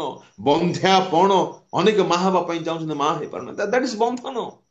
ଦୁଃଖ ଏକ ବନ୍ଧନ। ଏ ସମସ୍ତ ବନ୍ଧନରୁ ଫିଟିବେ ସେତେବେଳେ ଯେତେବେଳେ ପ୍ରାର୍ଥନା ସହିତ ସ୍ତୁତି ଧନ୍ୟବାଦ ଏଡ୍ କରିଦେବେ। ହାଲେଲୁୟା। ଏଥିପାଇଁ ପ୍ରାର୍ଥନା ଜୀବନକୁ ଆପଣାନ୍ତୁ। ଗୀତ ସଂହିତା 69:30-31 ଲେଖା ଅଛି। ପଢନ୍ତୁ ନାହିଁ, ଟାଇମ ପଳେଇବ, ଖାଲି ମୁଁ କନଫର୍ମ ହବା ପାଇଁ ଦେଖୁଛି। 69:30-31 ଲେଖା ଅଛି। ଆମେ ଯଦି ସ୍ତୁତି ଧନ୍ୟବାଦ କରିବା, ସେ ସନ୍ତୁଷ୍ଟ ହେଇଯିବେ। ହାଲେଲୁୟା। ପ୍ରଭୁ ଯଦି ସନ୍ତୁଷ୍ଟ ହେଇଯିବେ ଆଜ୍ଞା, ବେଳେବେଳେ ବାପାଙ୍କୁ ସନ୍ତୁଷ୍ଟ କରିବା ପାଇଁ ମା ମାନେ କଣ ସବୁ ନ କରନ୍ତି। କାହିଁକି ବାପା ସନ୍ତୁଷ୍ଟ ହେଲେ, 2 ପଇସା ମିଳିଲେ ହେବ, କଣ ମାଲ କିଣିବି, ଇତ୍ୟାଦି ଇତ୍ୟାଦି କଥା ଅଛି, ସେଠି ଛାଡନ୍ତୁ, ମୁଁ ତାହା କହୁନାହିଁ। ऑफिसर मान को संतुष्ट करबा पई चाकरिया माने कौन सब करंती मालिक को संतुष्ट करबा पई बॉस को संतुष्ट करबा पई प्रभु को टिके संतुष्ट करियो माज ठारो दिस इज वेरी इजी सब विषय पई धन्यवाद प्रशंसा प्रशंसा प्रशंसा कौन पई करिवे मु होय तो थोड़े कहिछि हु इज ही से किए अटंती महामहिम सर्वशक्तिमान अनुग्रहकारी प्रेमिक दयालु करुणामय है ना स्वर्गीय पिता पावरफुल ऑलमाइटी ऑल नोइंग से सब किछि करि परिबे ए सब वर्णना करी करी तांको से किए अटंती ता कोई गए प्रशंसा प्रभु तुमे जिहोवा जिरे तुमर प्रशंसा हो जिहोवा राफा तुमर गौरव हो जिहोवा शालोम कर जय हो प्रशंसा करंत आपनकर गृह प्रशंसार गृह हो ओके এই বর্ষ প্রশংসার বর্ষ হো স্তুতি করিবার বর্ষ হো ধন্যবাদ করিবার বর্ষ হো শুনন্তু যাহা পাইছন্তি ধন্যবাদ পাইনান্তি ধন্যবাদ ଏହା ହଉଛି ହାୟର ଷ୍ଟାଣ୍ଡାର୍ଡ ଖ୍ରୀଷ୍ଟିଆନ ଲାଇଫ କିଛି ଆଶା ରଖନ୍ତୁ ନାହିଁ ପ୍ରଭୁଙ୍କ ଠାରୁ ସେ ଜାଣନ୍ତି ସେ ସବୁ ଦେବେ ଆଜ୍ଞା ଆଜ୍ଞା ଶୁଣନ୍ତୁ ଆପଣ ଦୁଃଖରେ ରହିଲେ ସେ ଖୁସି କି କେବେ ନୁହଁ ଇଟ ମିନ୍ସ ଯଦି ଆପଣଙ୍କୁ ଲାଗୁଛି ଆପଣଙ୍କୁ ଆବଶ୍ୟକ ମିଳି ନାହିଁ ତେବେ ଆପଣଙ୍କ ଆବଶ୍ୟକ ମିଳି ନାହିଁ ଦେଇନାହାନ୍ତି ସେ ଏଥିପାଇଁ ମିଳି ନାହିଁ ସେ ତ ଦୁଃଖୀ ନୁହନ୍ତି ବୁଝା ପଡୁଛି ତେବେ ଆପଣଙ୍କ ଆବଶ୍ୟକ ଆପଣଙ୍କ ହିସାବରେ ଆବଶ୍ୟକ ହେଇଥିବ ତାଙ୍କୁ ଲାଗିବା ଦରକାର କି ଏଇଟା ଆପଣଙ୍କୁ ଦରକାର ସାନ ପୁଅକୁ ଝିଅକୁ ଛୁରୀ ଦରକାର କି ନାହିଁ ମୋବାଇଲ ଦରକାର କି ନାହିଁ କିନ୍ତୁ ସେ ଭାବୁଛି ମତେ ଦରକାର ଏଥିପାଇଁ କାନ୍ଦି ଥାଉଛି ଡେଲି ଚକୋଲେଟ ଦରକାର କି ତାକୁ ନାହିଁ ଏଥିପାଇଁ ବୁଝନ୍ତୁ ତାଙ୍କ ହିସାବରେ ଆବଶ୍ୟକ ତାଙ୍କୁ ଲାଗିବା ଦରକାର କି ଏଇଟା ଆପଣଙ୍କୁ ଦରକାର ବୋଲି ହାଲେଲୁୟା नंबर 1 आत्मसमीक्षा डेली बसंतु आत्मसमीक्षा नंबर 2 प्रार्थना नंबर 3 बाइबल नंबर 4 स्तुति प्रशंसा नंबर 5 क्रूस बहन करिवे लुक 9:23 पढ़ो नहीं सुनंतु खाली क्रूस बहन करिवे डेली प्रतिदिन प्रति क्षण रे वे ऑफ द क्रॉस को चूज करिवे प्रति क्षण रे कोन केमति सुनंतु विशेषकर घरे एटा बहुत जरूरी मन कर स्त्री आपण को रागी गला कौन से कारण आपणकर भी जीवा अच्छी आपण भी मनुष्य से समय रे प्रभु को कहबे प्रेज द लॉर्ड हालेलुया सुजोगर सदुपयोग्य करो अर्थात कौन करो पाटी को सिलेई हेकी रुओ बुझा पड़ुची ताहा होची क्रूस बहन करिबा अर्थात निजरो इच्छा को मारिबा एहाटे क्रूस बहन करिबा जो समय रे इनफैक्ट एपरि कहबा ठीक हबो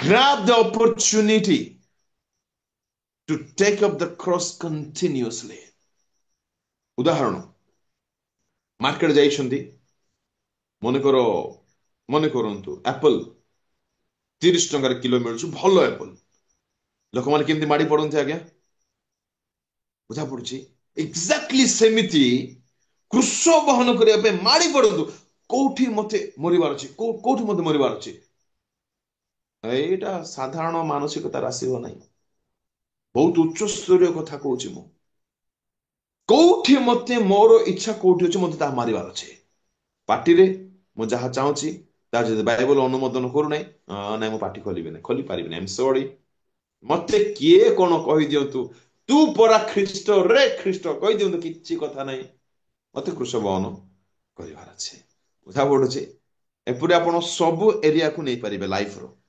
चक्षुर दर्शन को नहीं पारिबे कानर श्रवण को नहीं पारिबे आ बाहर जिबाड़ा नहीं पारिबे कथावार्ता नहीं पारिबे रिएक्शन नहीं पारिबे एक्शन नहीं पारिबे सब विषय आ गोटे बहुत बड़ लाभ कोन बो जानंती क्रूस बहन करिवारे ख्रीष्टଙ୍କ स्वभाव आपणଙ୍କ द्वारा प्रकाशित हवा को लागे people will starting see Jesus in you through you 2 कोरिन्थियो 4:10 पढ़ दियो मां जल्दी पढ़ो 2 कोरिन्थियो 4:10 शीघ्र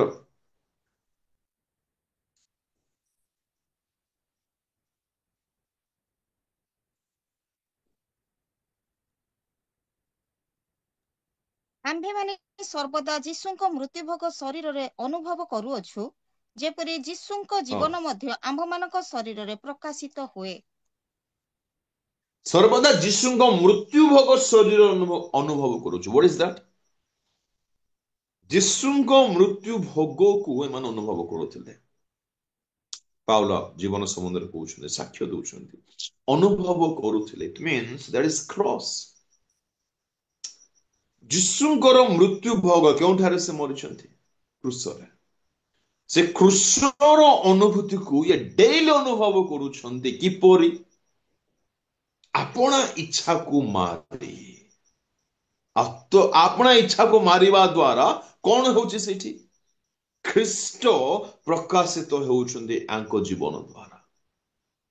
ପ୍ରଭୁଙ୍କ ଲୋକମାନେ, ୱଣ୍ଡରଫୁଲ ଅପରଚ୍ୟୁନିଟିସ୍ ଆମ ପାଖରେ ସବୁବେଳେ ଥାଏ ଆପଣା ଜିହ୍ବାକୁ ବଶରେ ରଖିବା ପାଇଁ, ନା ଆପଣ ଚକ୍ଷୁକୁ ବଶରେ ରଖିବା ପାଇଁ, ଆପଣାର ଇଚ୍ଛାକୁ ମାରିବା ପାଇଁ।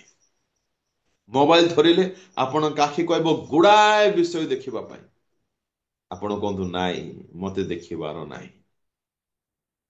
ଆପଣ ଘରେ ଅଛନ୍ତି, କେହି ପଳେଇ ଆସିଲେ, ଗୁଡାଏ ଅପରଚ୍ୟୁନିଟି ଅଛି ପରଚର୍ଚ୍ଚା କରିବା ପାଇଁ, କରନ୍ତୁ ନାହିଁ। ଏପରି ଗୁଡାଏ କଥା କୁହାଯାଇ ପାରିବ, ମୁଁ ତାହା ବର୍ଣ୍ଣନା କରୁନାହିଁ। କୃଷ ବହନ କରିବାର ଜୀବନ ନୂତନ ବର୍ଷ ସାରା ଆପଣଙ୍କ ଠାରେ ଦେଖାଯାଉ। ପ୍ରତିଦିନ ପ୍ରତି ମୁହୂର୍ତ୍ତରେ ସୁଯୋଗ ଖୋଜନ୍ତୁ, କେଉଁଠାରେ ମୁଁ ନିଜ ପାଇଁ ମରିବାର ଅଛି। ହାଲେଲୁୟା। କେତୋଟି ହେଲା? 5ଟି, ରାଇଟ୍? 5ଟି? Yes, thank you so much. 6 number, every 3:13 ପଢନ୍ତୁ ନାହିଁ। ପ୍ରତିଦିନ ଉତ୍ସାହ ଦଉ ପରସ୍ପରକୁ, ପ୍ରତିଦିନ ବହୁତ ଜରୁରୀ। କେତେବେଳେ କିଏ ଦୁଃଖରେ ଥିବେ ଆମେ ଜାଣୁନା। କେମିତି ଅଛନ୍ତି? ଆଜ୍ଞା ମୁଁ ଭାରି ଭଲ ଅଛି। ଡାହା ମିଛ, ଛଫା ମିଛ, କିଛି ଭଲ ନାହିଁ। ଚଢି ଯାଉଛି ଜୀବନ, କାନ୍ଦି କାନ୍ଦି ଶଯ୍ୟା ଭିଜି ଯାଉଛି। ବହୁତ ରେୟାର ଅଛନ୍ତି ଆଜ୍ଞା ଭଲ ଜୀବନ ବିତାଉଛନ୍ତି। ଏଣୁ ପ୍ରତ୍ୟେକଙ୍କୁ ନିଡ୍ ଅଛି ଏନକରେଜ ହେବାର। ଏନକରେଜ କିପରି କରିବେ? ପ୍ରଭୁଙ୍କ ବାକ୍ୟ ଟିକେ ପଠେଇ ଦିଅନ୍ତୁ, ଯଦି କହିପାରୁନାହାନ୍ତି ସେୟାର କରିଦିଅନ୍ତୁ, ନା? ହାଲେଲୁୟା। କହିଦିଅନ୍ତୁ ଆମର ଗୋଟେ ମିଟିଂ ଚାଲୁଛି ପ୍ରତିଦିନ ମର୍ଣ୍ଣିଂରେ, ଟିକେ ଜଏନ୍ ହେଇଯାଆନ୍ତୁ।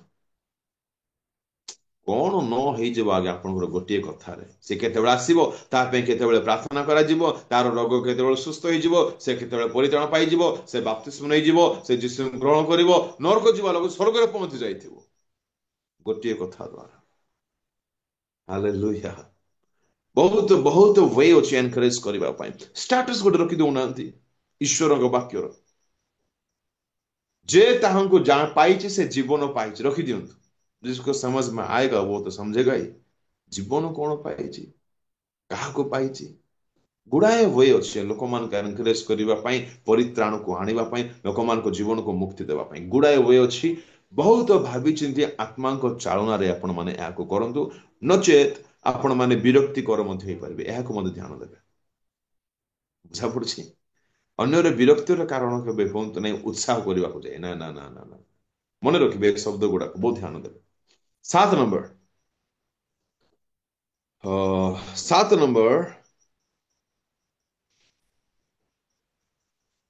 ପ୍ରତିଦିନ କ୍ରୁଶର ଯୋଉ ବେଦନା ଥିଲା ଖ୍ରୀଷ୍ଟଙ୍କର ଆପଣଙ୍କ ପାଇଁ, ଏହାକୁ ମନେ ପକାଇବେ। ଗାଲାତୀୟ ମାନେ ଦିନେ ତାହା ସ୍ମରଣରେ ରଖୁଥିଲେ, କିନ୍ତୁ ଦିନେ ଭୁଲିଗଲେ ସେମାନେ। ପ୍ରଭୁଙ୍କ ଲୋକମାନେ ଶୁଣନ୍ତୁ, କ୍ରୁଶରେ କଣ ହେଲା ଆକ୍ଚୁଆଲି, ମୁଁ ତା କହୁନାହିଁ, ଛୁଇଁକି ସାରୁଛି। କ୍ରୁଶରେ ହେଲା କଣ?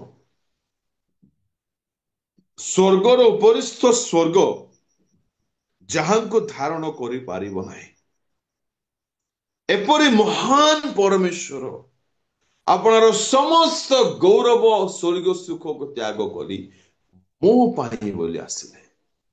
କାହା ପାଇଁ? ମୋ ପାଇଁ। ଜଗତ ପାଇଁ ବୋଲି କେବେ କୁହନ୍ତୁ ନାହିଁ।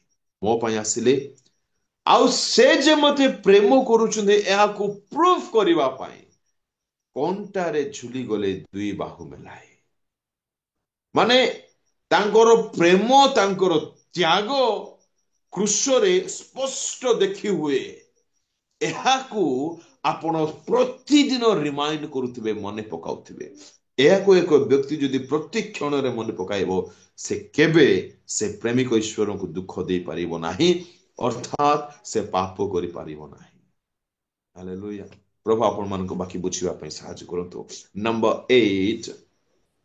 ନମ୍ବର 8 କେବେ ମଧ୍ୟ ଶୈତାନକୁ ସ୍ଥାନ ଦିଅନ୍ତୁ ନାହିଁ। ବହୁତ ଚେଷ୍ଟା କରନ୍ତୁ ଡେ ଟୁ ଡେ ଲାଇଫରେ ମତେ ଆଜି ଶୈତାନକୁ ଜାଗା ଦେବାକୁ ନାହିଁ। ଅବଶ୍ୟ ସେଠି ଲେଖା ହିଁ ନାହିଁ ପ୍ରତିଦିନ ବୋଲି, କିନ୍ତୁ ଏହା ବହୁତ ଇମ୍ପୋର୍ଟାଣ୍ଟ ଅଟେ, ବହୁତ ଇମ୍ପୋର୍ଟାଣ୍ଟ। ଆଜି ମତେ ଶୈତାନକୁ ସ୍ଥାନ ଦେବାକୁ ନାହିଁ ମୋ ଜୀବନରେ କାର୍ଯ୍ୟ କରିବା ପାଇଁ କି ମୋ ପରିବାର ଜୀବନରେ ନାହିଁ। ଯୀଶୁ କହିଲେ ଯୋହନ 14:30ରେ I have nothing of him, ମୋ ଠାରେ ତାହାର କିଛି ହିଁ ନାହିଁ। ଆପଣ ଏପରି ଜୀବନ ବିତାନ୍ତୁ ପ୍ରଭୁଙ୍କ ଲୋକମାନେ, ଆପଣଙ୍କ ଠାରେ ଶୈତାନର କୌଣସି ବିଷୟ ନ ଦେଖାଯିବା ଦରକାର, କୌଣସି ବିଷୟ ନାହିଁ। ତାର ଦୁଇଟି କଥା କହୁଛି, ସେ କେବେ ସାଟିସ୍ଫାଏଡ୍ ହେଲେ ନାହିଁ, ସନ୍ତୁଷ୍ଟ ତୃପ୍ତିରେ ରହିଲେ ନାହିଁ, ସେ ସନ୍ତୁଷ୍ଟ ହେଲା ନାହିଁ। ଏଣୁ ଯାହା ଅଛି ସନ୍ତୁଷ୍ଟ ହେଇକି ରୁହନ୍ତୁ, ଖୁସିରେ ରୁହନ୍ତୁ, ନଚେତ ପାପର ବହୁତ ସମ୍ଭାବନା ଅଛି। ନମ୍ବର 2 ସେ ଗର୍ବୀ ହେଇଗଲେ, ଗର୍ବୀ ହେଲେ, ଆମେ ସମସ୍ତେ ଜାଣିଛୁ। ତ ବହୁତ ନମ୍ରତାକୁ ଆପଣାନ୍ତୁ, ତେବେ ଶୈତାନର କୌଣସି ବିଷୟ ସ୍ୱଭାବ ଆପଣଙ୍କ ଠାରେ ଦେଖାଯିବ ନାହିଁ। ଯଦି ଦେଖାଯିବ ନାହିଁ ତାକୁ ସ୍ଥାନ ମିଳିବ ନାହିଁ, ଜାଗା ମିଳିବ ନାହିଁ ଆସିବା ପାଇଁ। ଆପଣଙ୍କ ଗୃହ ସ୍ୱର୍ଗୀୟ ଗୃହ ହେଇକି ରହିବ ବର୍ଷ ସାରା, ଆପଣଙ୍କ ଜୀବନ ମଧ୍ୟ ସ୍ୱର୍ଗୀୟ ଜୀବନ ହେଇକି ରହିବ। ତାକୁ ଜମା ସ୍ଥାନ ଦିଅନ୍ତୁ ନାହିଁ। ଆଉ ଗୁଡାଏ କଥା ଅଛି, ଆପଣ ମାନେ ଷ୍ଟଡି କରନ୍ତୁ, ମୁଁ କେବଳ ହିଣ୍ଟସ ଦେଉଛି ଆପଣମାନଙ୍କୁ। ନମ୍ବର 9 ସମୟ ଜମା ନଷ୍ଟ କରନ୍ତୁ ନାହିଁ। କୋଉ ଦିନ ମଧ୍ୟ ସମୟ ନଷ୍ଟ କରନ୍ତୁ ନାହିଁ। କରିନ୍ଥୀୟ 10:23, ପ୍ରଥମ କରିନ୍ଥୀୟ 10:23, ଯାହା ଯାହା ଲାଭଦାୟକ ସମୟ କେବଳ ସେଥିରେ କ୍ଷେପଣ କରିବେ, ଅଯଥା ବିଷୟ କରନ୍ତୁ ନାହିଁ। ମନେ ରଖିବେ, ବହୁତ ହେଲ୍ପଫୁଲ ହବ। ନ୍ୟୁଜ ଦେଖିବା ପାପ କି? ଜମା ନାହିଁ। କ୍ରିକେଟ ଦେଖିବା ପାପ କି? ଜମା ନାହିଁ। ସମୟ ନଷ୍ଟ ନା ନାହିଁ? ବିଲକୁଲ ନଷ୍ଟ। ଏଣୁ କୁହନ୍ତୁ ନାହିଁ ଆଜ୍ଞା ମୁଁ ତ ପାପ କରୁନାହିଁ। ତୁ ପାପ ନ କରିବା ପାଇଁ ଆହୁତ ନ ହଉ, ତୁ ପବିତ୍ର କାମ କରିବା ପାଇଁ ଆହୁତ ଉଠୁ। ବୁଝା ପଡୁଛି? ମୁଁ ତ ପାପ କରୁନାହିଁ, ସୋ ହ୍ୱାଟ? ଆରେ ହାଇର ଷ୍ଟାଣ୍ଡାର୍ଡ ଲାଇଫକୁ ଆପଣାଅ। ଅଯଥା କ୍ୟାଟେଗୋରୀରେ ସେ ସବୁ ଫଲ୍ ହୁଏ। ଦୁନିଆରେ 3 ପ୍ରକାର ଲୋକ ରୁହନ୍ତି, ଆମ ସେ ସବୁ କିଛି ଛୁଁ ନାହିଁ। ପ୍ରଭୁ ଆପଣ ମାନଙ୍କୁ ବୁଝନ୍ତୁ, ବୁଝାଇବା ପାଇଁ ସାହାଯ୍ୟ କରନ୍ତୁ। ନମ୍ବର 10 ଡୁ ସମଥିଙ୍ଗ ଫର ଗଡ ଏଭ୍ରି ସିଙ୍ଗଲ ଡେ। କିଛି ତ କରନ୍ତୁ ପ୍ରଭୁଙ୍କ ପାଇଁ। କଣ କରିପାରିବେ? ବହୁତ କଥା କରିପାରିବେ, 2-3ଟା କଥା କହିକି ସାରୁଛି। କଣ କରିପାରିବେ? ନମ୍ବର 1 ପ୍ରଭୁଙ୍କ ବିଷୟରେ କାହାକୁ ଟିକେ ଜଣେଇ ପାରିବେ, ଆପଣ ସୁସମାଚାର ଦେଇପାରିବେ, ଶିକ୍ଷା ଦେଇପାରିବେ। ନମ୍ବର 2 ଆଣ୍ଠେଇକି ଇଣ୍ଟରସେସର ପ୍ରେ କରନ୍ତୁ, ମଧ୍ୟସ୍ଥି ହୁଅନ୍ତୁ। ପ୍ରଭୁ ଗୋଟେ 4-5 ଜଣଙ୍କର ନାଁ ଲେଖନ୍ତୁ, ଏ ମାସରେ ସେ ବ୍ୟକ୍ତି ପରିବର୍ତ୍ତନ ହେବାର ଅଛି ତ ମୁଁ ପ୍ରାର୍ଥନା କରିବି। ମଧ୍ୟସ୍ଥି ହୁଅନ୍ତୁ, ମୁଁ ବର୍ଣ୍ଣନା କରୁନାହିଁ। ନମ୍ବର 3 ଯଦି ଆପଣଙ୍କୁ ପ୍ରଭୁ ସମ୍ବଳ ଦେଇଛନ୍ତି, ଅର୍ଥ ଦେଇଛନ୍ତି, ଆପଣ ପ୍ରଭୁଙ୍କ ସେବା ପାଇଁ ଦାନ କରନ୍ତୁ। ମିଟିଂ ଆରେଞ୍ଜ କରନ୍ତୁ, ନହେଲେ ଆପଣଙ୍କ ସାହିରେ କରନ୍ତୁ, ନହେଲେ ଆପଣଙ୍କର କୁଟୁମ୍ବରେ ସମସ୍ତେ ପରିଚାଳନା ପାଇଛନ୍ତି କି? ନିଶ୍ଚୟ ପାଇନଥିବେ। ଫ୍ୟାମିଲି ମିଟିଂ ଆରେଞ୍ଜ କରନ୍ତୁ, ସାହିରେ ମିଟିଂ ଆରେଞ୍ଜ କରନ୍ତୁ, ଫେଲୋସିପ୍ ମିଟିଂ ଆରେଞ୍ଜ କରନ୍ତୁ। କେତେବେଳେ ପ୍ରଭୁ କେଉଁ ମିଟିଂରେ କାହାକୁ ଧରିଦେବେ, ଆପଣଙ୍କର ଯଦି ସେଠି ବ୍ୟୟ ହେଇଛି, ପୁରସ୍କାର ତ ପକ୍କା ଥୁଆ ଆଜ୍ଞା। ଡୁ ସମଥିଙ୍ଗ, ଯାହା କରିପାରିବେ କରନ୍ତୁ ପ୍ରଭୁଙ୍କ ପାଇଁ, ଯାହା କରିପାରିବେ କରନ୍ତୁ। ପ୍ରଭୁ ଏ 10ଟି ବିଷୟ ପ୍ରତିଦିନ କରିବା ପାଇଁ ଆପଣ ମାନଙ୍କୁ ସାହାଯ୍ୟ କରନ୍ତୁ। ଆସନ୍ତୁ ସମର୍ପିତ ହେବା, ଚକ୍ଷୁ ବନ୍ଦ କରିବା। ସ୍ୱର୍ଗୀୟ ପିତା, ତୁମ ନାମକୁ ଅଶେଷ ବିଶେଷ ଧନ୍ୟବାଦ ଦଉଛି ଆଜିର ସେବା, ଆଜିର ବାକ୍ୟ ଦ୍ୱାରା ତୁମେ ପ୍ରତ୍ୟେକଙ୍କୁ ଆଶୀର୍ବାଦ କରିଛ। ଏ ବାକ୍ୟ ପ୍ରତିଟି ଜୀବନର କାର୍ଯ୍ୟକାରୀ ହଉ, ସଫଳତା ପାଆନ୍ତୁ। ପ୍ରତିଦିନ ଯାହା କରିବା କଥା ନିତାନ୍ତ କରିବା ପାଇଁ ପ୍ରତ୍ୟେକଙ୍କୁ ତୁମେ ଅନୁଗ୍ରହ ପ୍ରଦାନ କର। ତମ ଦାସଙ୍କୁ, ତାଙ୍କ ସେବା କାର୍ଯ୍ୟକୁ, ତାଙ୍କର ଆବଶ୍ୟକକୁ, ପରିବାରକୁ, ପୁଣି ଉପସ୍ଥିତ ପ୍ରତ୍ୟେକଙ୍କୁ ମୁଁ ତୁମ ହସ୍ତରେ ସମର୍ପଣ କରି ମହିମା ଗୌରବ ସବୁ ତୁମକୁ ଦେଇ ପ୍ରାର୍ଥନା ଯୀଶୁଙ୍କ ନାମରେ ମାଗୁଛି, बहुत बहुत धन्यवाद। नमस्कार।